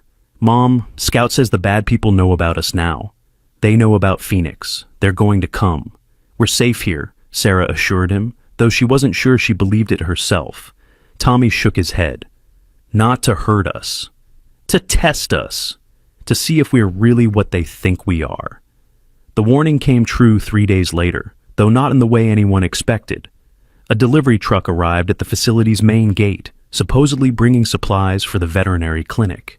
The guards checked the driver's credentials, inspected the cargo, and found everything in order. But as the truck pulled through the gates, every dog in the facility started barking. Tommy was in the middle of a training session with Dr. Kim when Scout suddenly stood rigid, his fur standing on end. The big German shepherd let out a howl unlike anything they had heard before, not a warning, but a battle cry. "Something's wrong," Tommy said, his face pale. "Scout says the truck isn't real. The driver isn't who he says he is." Dr. Kim immediately called security, but the truck had already parked near the main building. The driver got out, appearing to unload boxes, but Tommy was shaking his head frantically. "He's not alone. There are others hidden in the truck. They want to take one of us to see if we're real." Colonel Harrison's voice crackled over the intercom system. "Code yellow, all families to secure positions. This is not a drill. The families had practiced this." Parents gathered their children and dogs, moving to designated safe rooms. But Tommy refused to move. "We can't hide," he told his parents. "This is why we're here. To show them we're not victims." Scout, Guardian, and Hope formed their familiar triangle around Tommy. But this time, other dogs joined them. Maya's golden retriever, Jason's border collie, Alex's mixed breed, they all arranged themselves in a larger protective circle. Through the window, they could see the truck driver talking to security guards, keeping them distracted while the back of the truck opened silently. 3 figures in black clothing slipped out, heading toward the children's dormitory. "They think we're in there," Tommy said, his eyes closed, seeing through Scout's vision. "They have tranquilizer guns and nets. They, want to take Maya." "Maya?" Sarah gasped. "Why her?" "Because she's the smallest. They think she'll be easiest to control." Tommy's eyes snapped open. But they're wrong. What happened next would be talked about in the facility for years to come. Without any adult giving commands, the children and dogs moved as one unit. Tommy led them not toward the safe rooms, but out into the courtyard, directly in the path of the intruders. The 3 figures froze when they saw a dozen children standing in the open, each with their dog beside them. The men raised their tranquilizer guns, but the dogs didn't attack. Instead, they did something far more unsettling. They sat down in perfect unison, their eyes fixed on the intruders. "You came to see what we can do," Tommy said, his young voice carrying across the courtyard. "So we'll show you." He closed his eyes, and suddenly all the dogs began to move. Not aggressively, but in a complex pattern around the intruders, creating an ever-shifting maze of movement. The men spun trying to track the animals, but it was impossible. The dogs were moving not just physically, but psychologically, each movement calculated to increase the intruders' disorientation and fear. Maya stepped forward, her small hand on her golden retriever's head. "Your leader is watching through a camera in your helmet," she said to one of the men. "He's in a building 17 miles northeast of here. He's afraid because he didn't expect us to know about him." The man's hand went involuntarily to his helmet, confirming her words. Jason and his border collie moved next. "You have a daughter," Jason said to another intruder. "She's 7 years old. You told yourself you're doing this for her, to make money for her future. But she wouldn't want this. She loves dogs. She would be ashamed." The man lowered his tranquilizer gun, his hands shaking. Alex and his mixed breed approached the third man. "You're not really with them," Alex said. "You're undercover FBI, Agent Martinez, badge number 4827. You've been trying to infiltrate their organization for 3 months. The third man's eyes widened behind his mask. Slowly, he raised his hands and removed his helmet. "How could you possibly know that?" "Because," Tommy said simply, "dogs can smell truth and lies. And when we're connected to them, we can smell it too." The situation diffused rapidly after that. The 2 real intruders were arrested, while Agent Martinez revealed himself to Colonel Harrison. The hidden cameras and communication devices they were wearing had transmitted everything back to their organization, exactly what Tommy had intended. "You wanted them to see," Colonel Harrison said later, understanding dawning on his face. Tommy nodded. "They needed to know that we're not helpless. That taking us would be the worst mistake they could make." The footage of the encounter, leaked somehow to the media, went viral within hours. The world watched as a group of children and dogs neutralized, armed intruders without violence, using abilities that seemed impossible. The response was immediate and polarizing. Some called the children heroes, others called them weapons. Religious groups claimed they were either blessed or cursed. Scientists demanded to study them. Politicians argued about regulation and oversight. But for Tommy and the other children, the noise of the outside world faded into the background. They had work to do. Agent Martinez, his cover blown but his mission partially successful, brought disturbing intelligence. The organization trying to acquire gifted children and train dogs was larger than anyone had imagined. They called themselves the Syndicate, and they had facilities in 12 countries where they were attempting to replicate Project Sentinel's success through brutal means. "They're kidnapping children who show any sign of animal communication ability," Agent Martinez explained in a briefing. "They're forcing connections through trauma and abuse. Most of the children break. The ones who don't..." He paused, his face grim. "They become weapons." Sarah held Tommy tighter. The thought of what could have happened if the wrong people had found him first was terrifying. "We have locations for 3 facilities," Director Stone announced, having arrived immediately after the incident. "But we can't raid them through normal means. They have their own gifted children as sentries. They'll sense us coming." "Unless we mask our approach," Tommy said quietly. Everyone turned to look at him. "Scout's been thinking about it. If their kids can sense intentions, we need to approach without intentions. We need to be empty." "That's impossible," one of the adults said. "You can't act without intention." "You can't," Tommy agreed, "but we can. When we merge completely with our dogs, we stop thinking human thoughts. We become something else, something they won't recognize until it's too late." The idea was radical, dangerous, and probably impossible. But over the next week, the children tried to master what Tommy was describing. It was Alex who achieved it first, disappearing so completely into his connection with his dog that the other children couldn't sense him anymore. "It's like he's not there," Maya whispered in amazement. "I can see him, but I can't feel him." One by one, the children learned the technique. It was exhausting, requiring them to surrender their human consciousness almost entirely to the animal connection.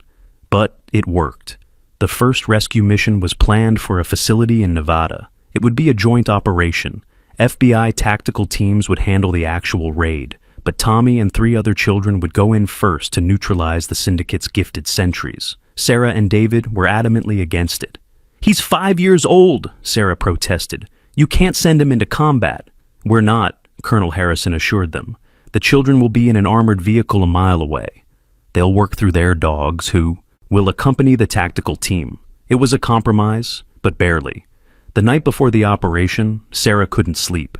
She found Tommy in the living room with Scout, both of them staring out the window at the stars. "Are you scared?" she asked her son. Tommy considered the question. "No, but Scout is. Not of the danger, but of what we might find. The children there, they've been hurt badly.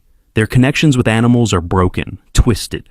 Scout says it will be like looking at a broken mirror." "You don't have to do this," Sarah said, though she knew it wasn't true. Tommy was the strongest of the gifted children. Without him, the mission would likely fail. "Mister, Walter saved Scout from being broken," Tommy said softly. "Now, Scout needs to save others. It's what Mister Walter would want." The operation began at dawn. The armored vehicle parked on a ridge overlooking the syndicate facility, a converted warehouse surrounded by high fences and guard towers. Tommy, Maya, Jason, and Alex sat in a circle, their hands on their dogs, who were with the FBI team at the perimeter. "Remember, Doctor," Kim said through their earpieces, "maintain your connection but don't lose yourselves. If it becomes too much, pull back immediately." Tommy closed his eyes and let his consciousness flow into Scout. Suddenly, he was seeing through the dog's eyes, smelling through his nose, feeling the desert sand beneath his paws. Beside him, he sensed Guardian and Hope, along with the other dogs. The FBI agents were shadows at the edge of perception, their intentions carefully muted through training. They approached the fence, and immediately Tommy felt it.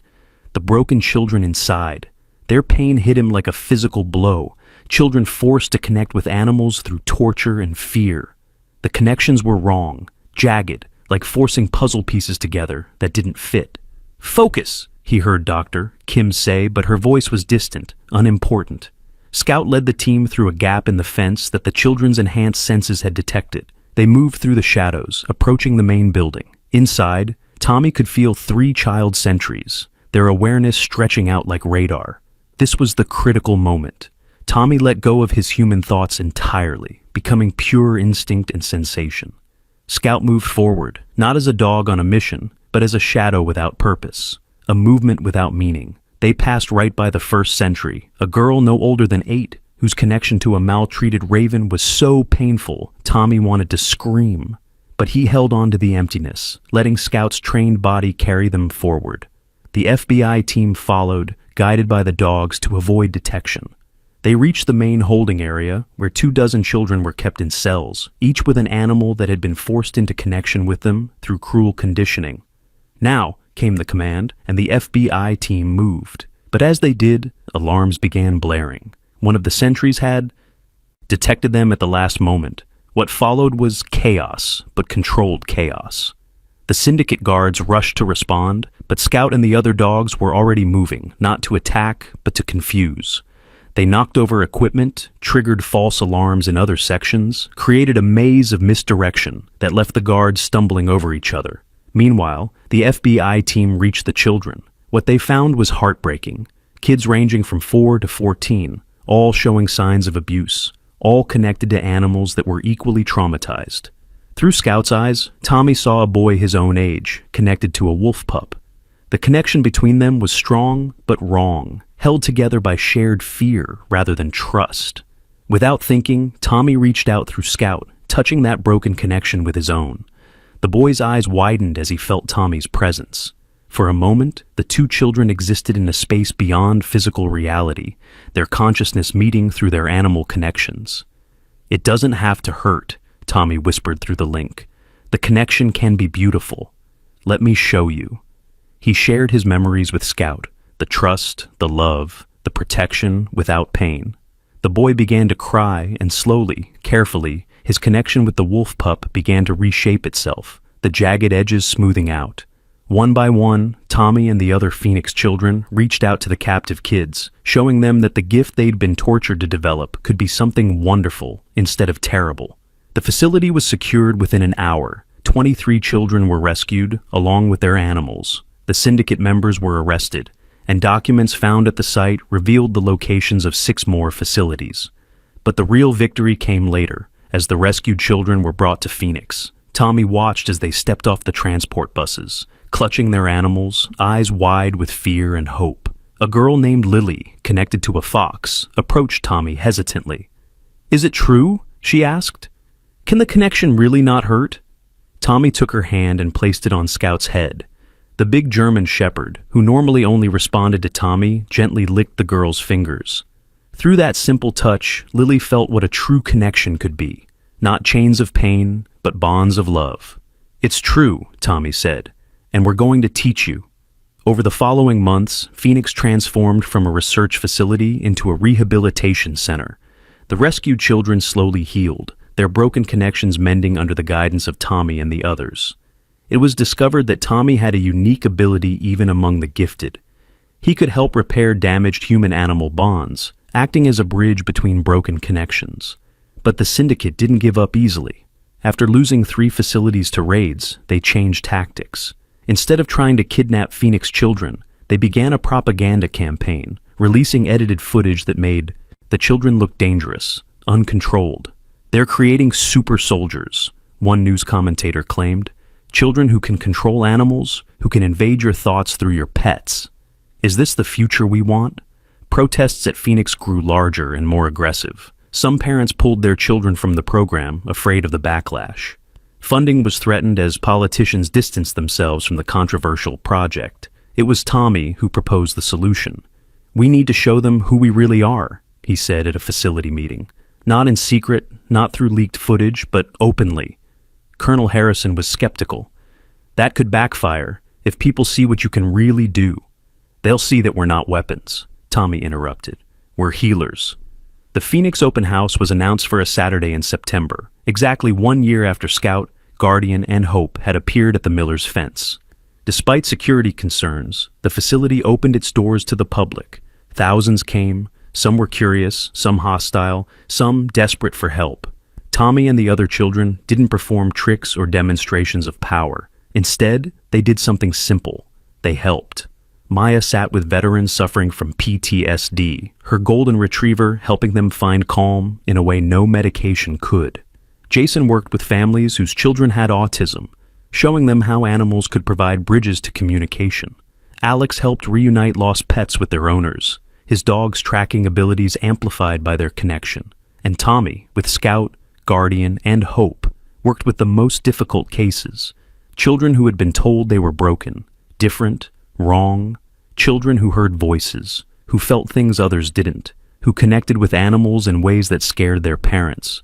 "You're not broken," he told each of them. "You're gifted. And if you want, we can teach you to use your gift to help others." The turning point came when a man pushed through the crowd, carrying his daughter. She was 7 years old, catatonic, lost in her own mind after a traumatic accident. Doctors had given up hope of reaching her.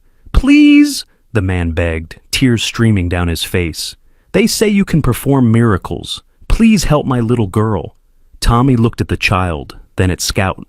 The dog walked over to the girl and lay down beside her, his big body pressed against her small one. Tommy knelt on her other side, placing one hand on Scout and one on the girl. For long minutes, nothing happened. The crowd grew silent, watching. Then, slowly, the girl's hand moved, fingers stretching out to touch Scout's fur. "Doggy," she whispered, the first word she'd spoken in 6 months. The crowd erupted. Some cheered, some cried, some fell to their knees in prayer. But Tommy just smiled and helped the girl sit up, Scout's tail wagging as she hugged him. "She has the gift," Tommy told the father. "She just needed help finding it." The open house changed everything. Public opinion shifted from fear to wonder. Donations poured in. Families from around the world brought their gifted children to Phoenix. What had started as a military project had become something else entirely, a place where the extraordinary connection between humans and animals could flourish and heal. But the syndicate wasn't finished. If they couldn't control the gifted children, they decided they would destroy them. Intelligence came in about a planned attack on Phoenix, not with guns or bombs, but with something far more insidious. A biological weapon designed to sever the connection between humans and animals permanently. It's a modified virus, Agent Martinez explained in an emergency briefing. It targets the neural pathways that allow for the connection. If released, it wouldn't just affect the gifted children. It could destroy the bond between all humans and animals globally. The room fell silent as the implications sank in. No more service dogs, no more therapy animals, no more of the deep, wordless communication that had existed between species for millennia. "We have to stop them," Tommy said, and for the first time, there was real fear in his young voice. Scout pressed against him, sensing his distress.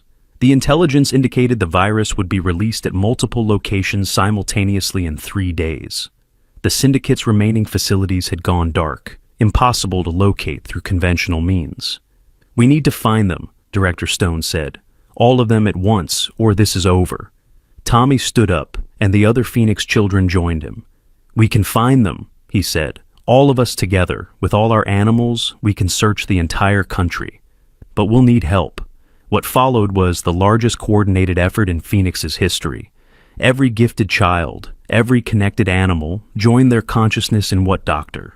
Kim would later call the network. Led by Tommy and Scout, they created a web of awareness that stretched across the nation. It was dangerous. Maintaining such a vast connection risked losing individual consciousness entirely. Several children had to be pulled back when they began to merge too deeply.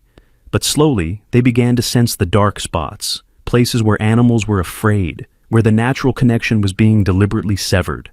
"There," Maya gasped, pointing at a map. "Nevada, coordinates 36.1699 degrees north, 115.1398 degrees west." "Here," Jason added, marking another spot.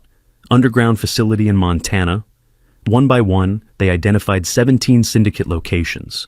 But there was a problem. They had found 18 dark spots. The last one was different, stronger, more wrong than the others. "That's where they're making the virus," Tommy said with certainty. "It's already killing the connection just by existing." The location was a ship in international waters, technically beyond any nation's jurisdiction. But Director Stone made a call, and within hours, a joint international task force was assembled. The raids had to happen simultaneously to prevent any location from warning the others. Phoenix children were assigned to each team, their job to neutralize the syndicate's gifted sentries and locate the captive children. Tommy, despite his parents' protests, insisted on being part of the team heading to the ship. "Scout needs to be there," he said. "He's the only one strong enough to face what they've created." The approach to the ship was made at night, in silence. Tommy was on a naval vessel 2 miles away, but through Scout, who was on a helicopter with the strike team, he could smell the wrongness in the air. The virus wasn't just a biological weapon, it was an abomination, a thing that should not exist. As the helicopter approached the ship, Scout began to whine. Through their connection, Tommy felt it. A child on the ship, connected not to an animal, but to the virus itself.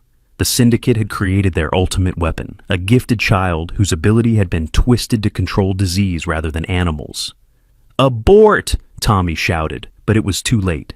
The child on the ship sensed them coming and released the virus into the air. Scout acted without hesitation. The big German shepherd leaped from the helicopter into the water, swimming toward the ship with powerful strokes. Through their connection, Tommy understood his plan. "No!" Tommy screamed, but Scout had made his choice.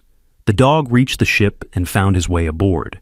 Moving through the corridors, he located the child, a boy perhaps 10 years old, strapped to a chair, tubes feeding him chemicals that enhanced his terrible gift. Scout didn't attack. Instead, he did what he had always done. He protected. He lay down beside the boy and through pure force of will began to absorb the virus into himself.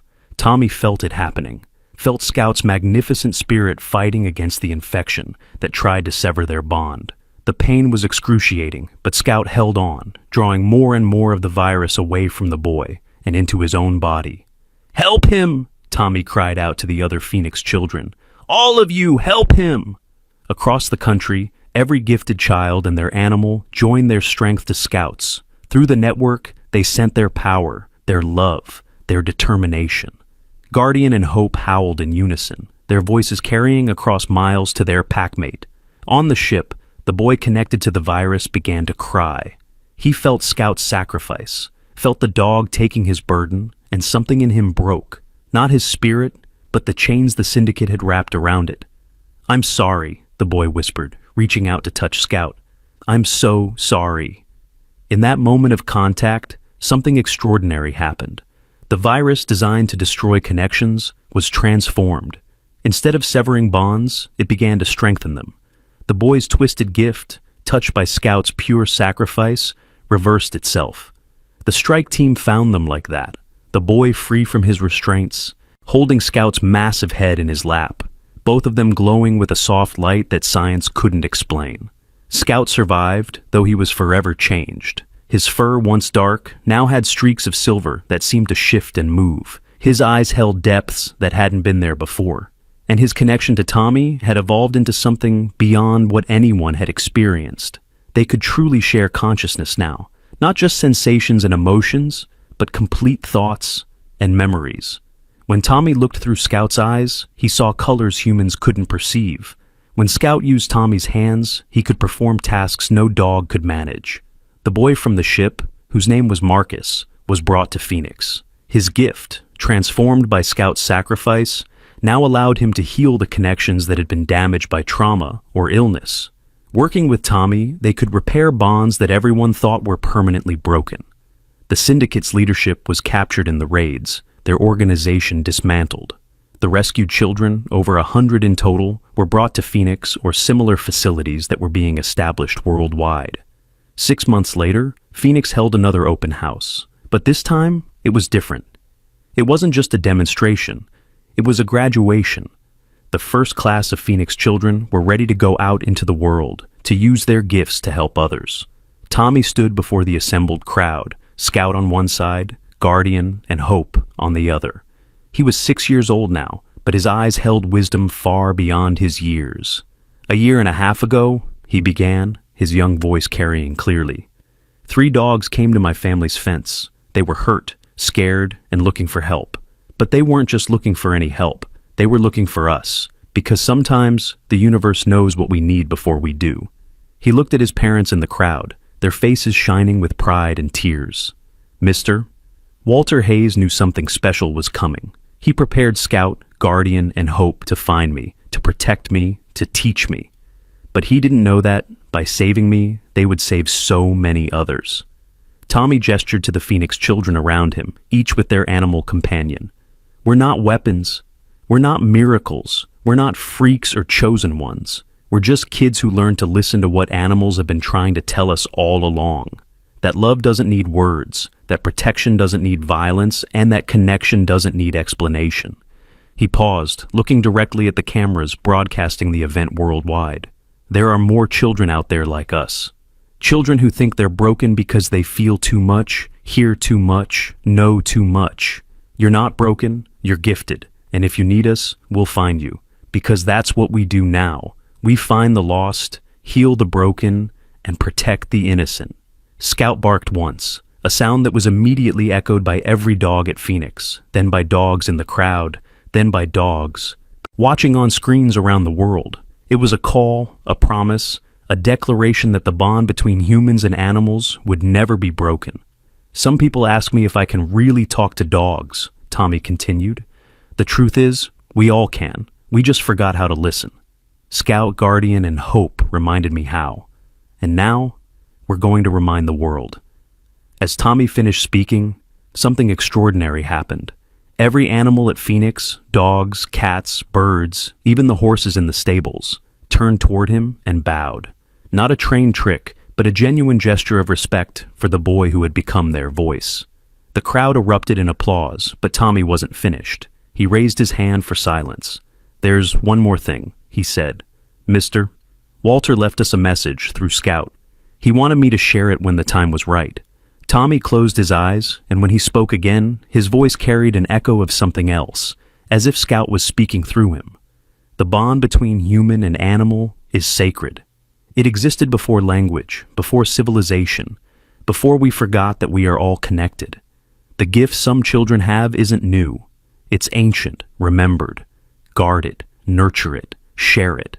Because in a world that's forgotten how to love without condition, our animals remember. They're waiting for us to remember too. The ceremony ended, but the work continued. Phoenix facilities opened on every continent. Laws were passed protecting gifted children and their animal companions. What had started as a military project had become a global movement. Tommy returned home with his family, though home was now a house on the Phoenix grounds where they helped train new families. Scout, Guardian, and Hope continued their work. Though they were celebrities now, their story told in books and films. One evening, as Tommy sat in the backyard watching the sunset, Scout beside him, as always, his mother asked him a question she'd been holding back for months. "Do you ever regret it? How much your life has changed?" Tommy looked at Scout, and the dog looked back, their consciousness flowing together in perfect harmony. In that shared space, he saw memories: Walter's love for his son, Thomas's sacrifice for his fellow soldiers, Scout's journey to find Tommy, and all the lives they had touched since. "How can I regret becoming who I was meant to be?" Tommy asked. "Scout didn't just save me, Mom. He showed me that we're all connected. Every person, every animal, every living thing. The gift isn't talking to animals. The gift is understanding that we're all part of the same story." Guardian and Hope joined them, the four of them sitting together as the stars came out. Somewhere in the distance, a child was discovering they could understand their pet's feelings. Somewhere else, a veteran was finding peace through a service dog's presence. And somewhere, in whatever comes after this life, Walter Hayes and his son Thomas were watching, their mission finally complete. The world had changed, not through war or politics or technology, but through the simple recognition of a truth that had always been there. That love transcends species, that protection transcends words, and that sometimes the smallest among us are called to do the greatest things. As Tommy headed inside for bed, Scout padding beside him, he paused at the door and looked back at his parents. "You know what, mister?" Walter used to tell Thomas, he said. "He said that every ending is just a new beginning in disguise. Our story started with 3 dogs stuck in a fence. But that wasn't really the beginning, was it? It started with love. Walter's love for Thomas, Thomas's love for the dog's love for us. And love doesn't end. It just finds new ways to begin." Later that night, as the Miller family slept, Scout stood watch at the window, his silver-streaked fur gleaming in the moonlight. Guardian and Hope lay nearby. But they weren't really sleeping. They were connected to the network, watching over gifted children around the world, ready to alert Phoenix if anyone needed help. Because that was their purpose now, not just to protect one family, but to be guardians for all the special children who heard what others couldn't, who felt what others wouldn't, who knew that the bond between human and animal was more than companionship. It was magic, pure and simple. And in his dreams, Tommy flew, not with wings, but through the consciousness of every animal connected to the network. He soared with eagles, ran with wolves, swam with dolphins. He felt the heartbeat of the world itself, the pulse of connection that linked all living things. In those dreams, he sometimes met other children, their spirits touching across vast distances. They shared their stories, their hopes, their promises to use their gifts for good. And always, Scout was there beside him, his protector, his teacher, his best friend. The Phoenix Project's official reports would document the scientific advances, the lives saved, the criminal networks dismantled. The history books would record the facts and figures, the dates and places. But the real story, the true story, lived in the hearts of children and animals around the world who knew a secret that wasn't really a secret at all. Love is the strongest force in the universe.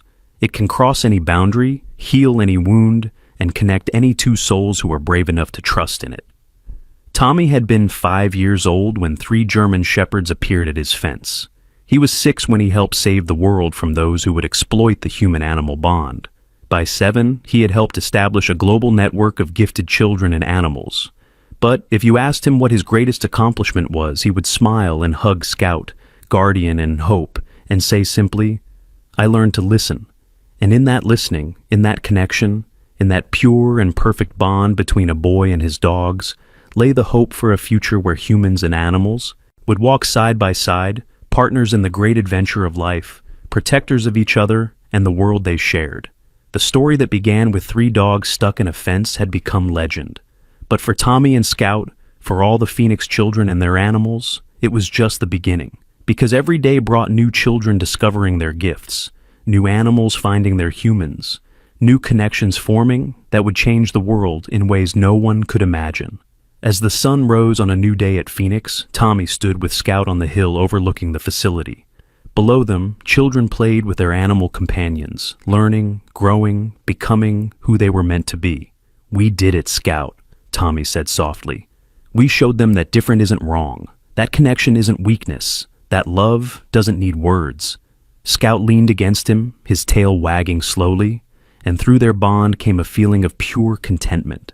Not because the work was done, it would never truly be done, but because they had found their purpose, their pack, their place in the grand design of things. And somewhere, in the space between dream and waking, between human and animal, between earth and sky, Walter Hayes smiled and whispered, "Good boy, Scout, good boy." The ripples of change spread outward from Phoenix like rings on water. Schools began incorporating animal therapy programs. Hospitals welcomed gifted children to help with difficult cases. Search and rescue teams recruited human-animal pairs who could find people no technology could locate. But perhaps the most important change was in how people saw the bond between humans and animals. It was no longer just about ownership or companionship. It was about partnership, respect, and the recognition that animals had wisdom to share if humans were willing to listen. Tommy grew, as all children do, but his gift grew with him. By the time he was 8, he could connect not just with Scout, Guardian, and Hope, but with any animal that was open to connection. He helped a marine biologist communicate with dolphins to understand their migration patterns. He worked with a conservation team to help relocate elephants without trauma. He even helped a young girl understand why her cat was suddenly aggressive, discovering a tumor that veterinarians had missed. But he never forgot that it all started with 3 dogs and a fence. Every year, on the anniversary of that foggy morning, the Miller family would gather in their old backyard. The fence had been rebuilt, stronger now, with a small plaque that read, "Sometimes the greatest adventures begin with unexpected visitors." Scout, Guardian, and Hope would sit in the exact spot where they had been trapped, but now by choice, remembering the moment that changed everything. And Tommy would tell the story again, to new Phoenix children, to visitors, to anyone who needed to hear it. "Fear makes us build fences," he would say, "but love helps us break through them." Scout, Guardian, and Hope didn't just break through our fence that day. They broke through the fence around our hearts, around our minds, around our understanding of what's possible. The Phoenix Project expanded beyond anyone's wildest dreams. What had started as one facility became a worldwide network. The gifted children grew up to become veterinarians, conservationists, therapists, teachers, all of them using their abilities to strengthen the bond between humans and animals. Some became what the media called animal ambassadors, traveling to conflict zones where their ability to connect with both humans and animals helped broker peace in ways traditional diplomacy couldn't. Others worked with law enforcement, their animal partners able to detect not just drugs or explosives, but human trafficking victims, missing children, and even corruption through the scent of fear and desperation. Marcus, the boy who had been forced to weaponize disease, became one of the most gifted healers Phoenix ever produced. Working with a wolf he had bonded with during his recovery, he could diagnose illnesses in both humans and animals before symptoms appeared. His gift, born from trauma but transformed by Scout's sacrifice, saved thousands of lives. Maya grew up to establish Phoenix schools and refugee camps, teaching traumatized children that their sensitivity wasn't weakness but strength. Her golden retriever's puppies, all carrying the gift of connection, were placed with children who had lost everything but found hope in the bond with their new companions. Jason became a researcher, studying the scientific basis for the human-animal connection. His work proved that the gift wasn't supernatural, but was instead a heightened development of neural pathways that existed in everyone. His research led to training techniques that could strengthen the bond between any human and animal, gifted or not. Alex joined the FBI, leading a unit of gifted agents and their animals who specialized in finding missing persons. His success rate was unprecedented, bringing closure to families who had given up hope. But Tommy's path was different. As he grew older, his connection with Scout deepened to the point where it was sometimes hard to tell where the boy ended and the dog began. They could share not just thoughts and sensations, but memories, dreams, even skills. Tommy could track scents through Scout's nose from miles away. Scout could understand complex human concepts through Tommy's mind. This deep connection came with a cost. Tommy found it increasingly difficult to relate to people who weren't gifted. He could feel the emotions of every animal around him, sometimes overwhelming his human senses. There were days when he wanted to retreat entirely into the animal world, where communication was pure and intentions were never hidden. It was his parents who kept him grounded, reminding him that his gift was meant to bridge worlds, not escape into one. And it was Scout who showed him that the human world, for all its complexity and deception, was worth staying connected to. When Tommy was 10, a crisis tested everything Phoenix had built.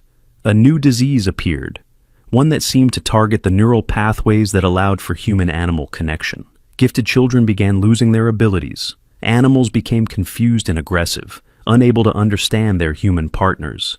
The disease was natural, not another weapon, but its impact was devastating. Phoenix children who had defined themselves by their gift suddenly found themselves ordinary. Some fell into deep depression.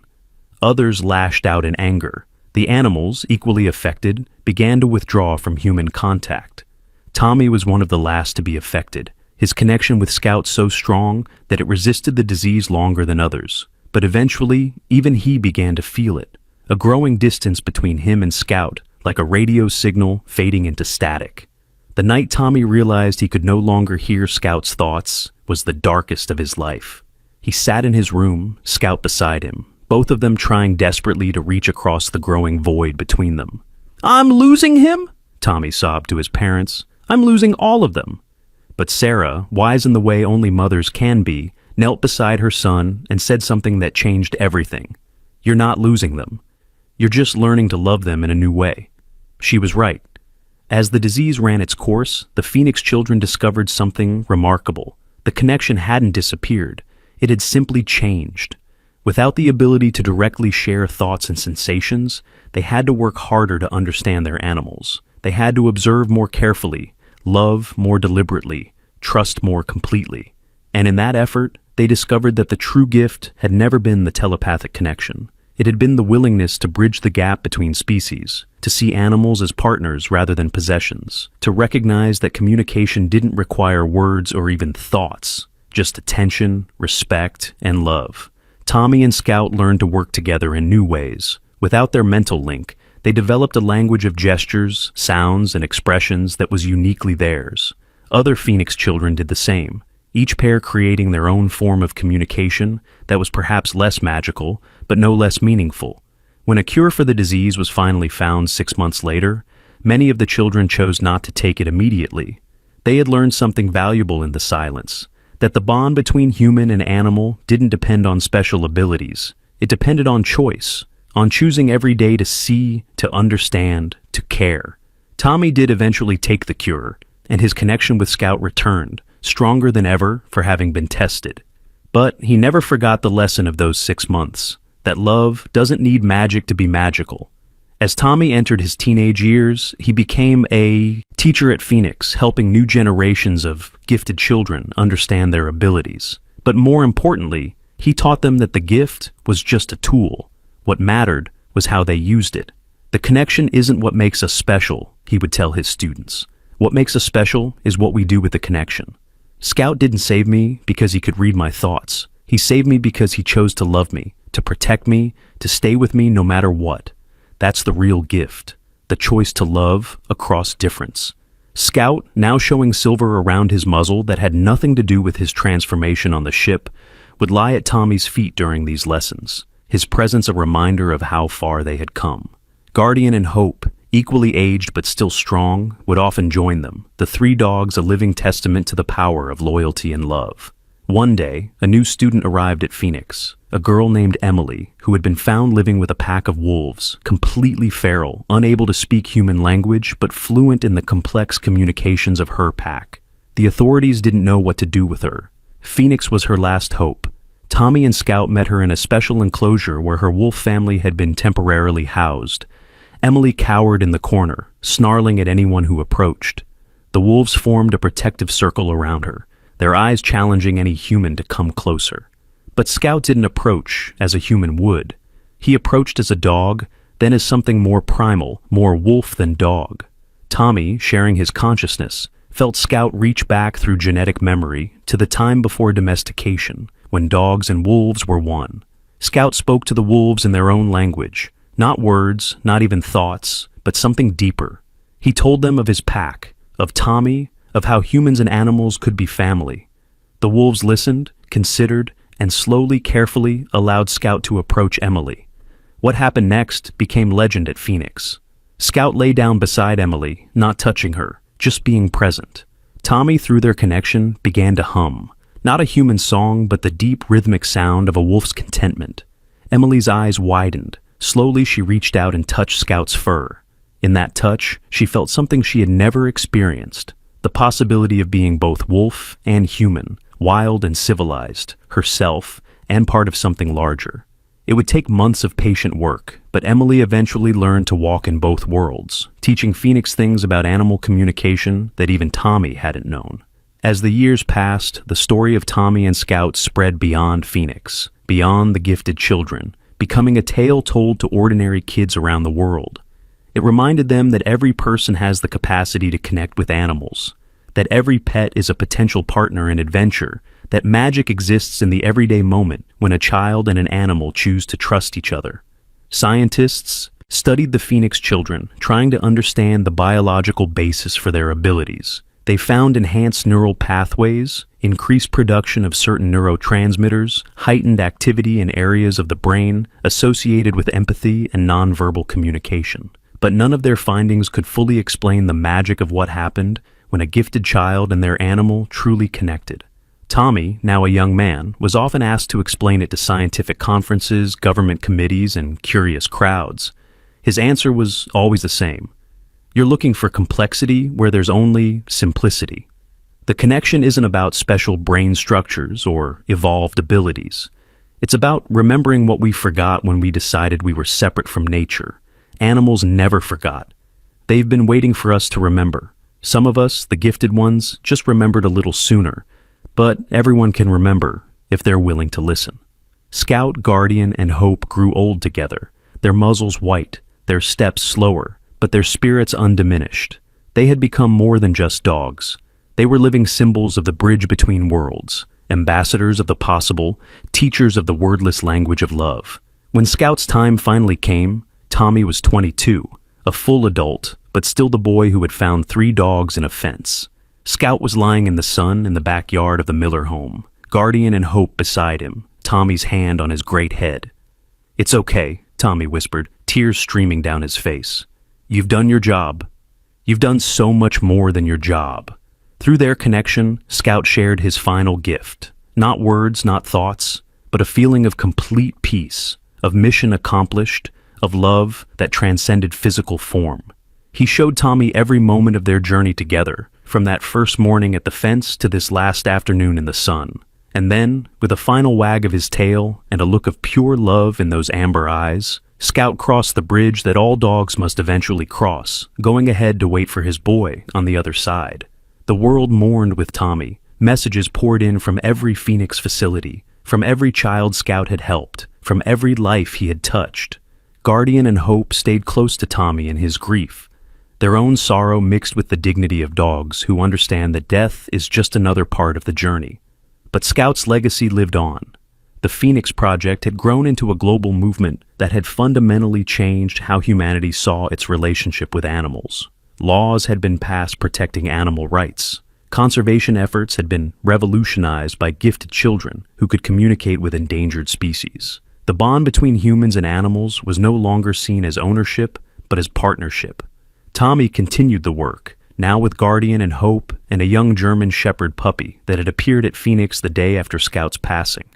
A puppy, with amber eyes and a familiar way of tilting his head, as if Scout's spirit had found a new vessel to continue the mission. He named the puppy Legacy, and together they taught new generations of gifted children the most important lesson of all, that every ending is a beginning, that love transcends form, and that the bond between a child and an animal can change the world.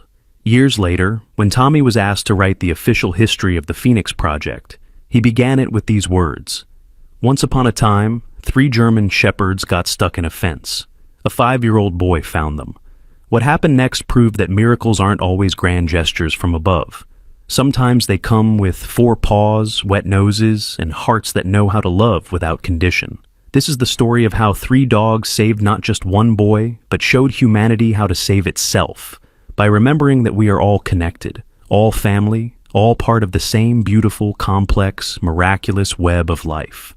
The book ended with a simple dedication. To Scout, who showed me how to listen. To Guardian, who showed me how to protect. To Hope, who showed me how to believe. And to every child who has ever looked into an animal's eyes and seen a friend looking back. The gift isn't rare, it's universal. We just have to remember how to use it. As Tommy finished writing these words, Legacy pressed against his leg, and through their connection came a feeling of approval, of continuation, of stories yet to be told. Because the tale of the boy and the 3 German shepherds wasn't really ending. It was transforming, spreading, becoming part of the greater story of humanity learning to live in harmony with all of Earth's creatures.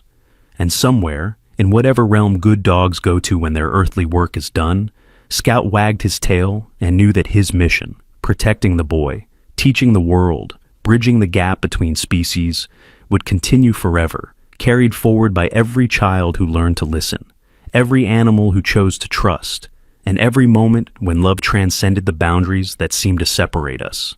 The fence that had trapped 3 dogs that foggy morning had become a doorway to a better world, and it all started because a 5-year-old boy named Tommy did what children do best. He saw with his heart instead of his eyes, loved without condition, and believed that anything was possible, even talking to dogs, especially talking to dogs. Don't forget to like, share, comment, and subscribe to hear more incredible stories of the amazing bond between humans and animals. Let us know in the comments if you've ever experienced a special connection with an animal. We'd love to hear your story.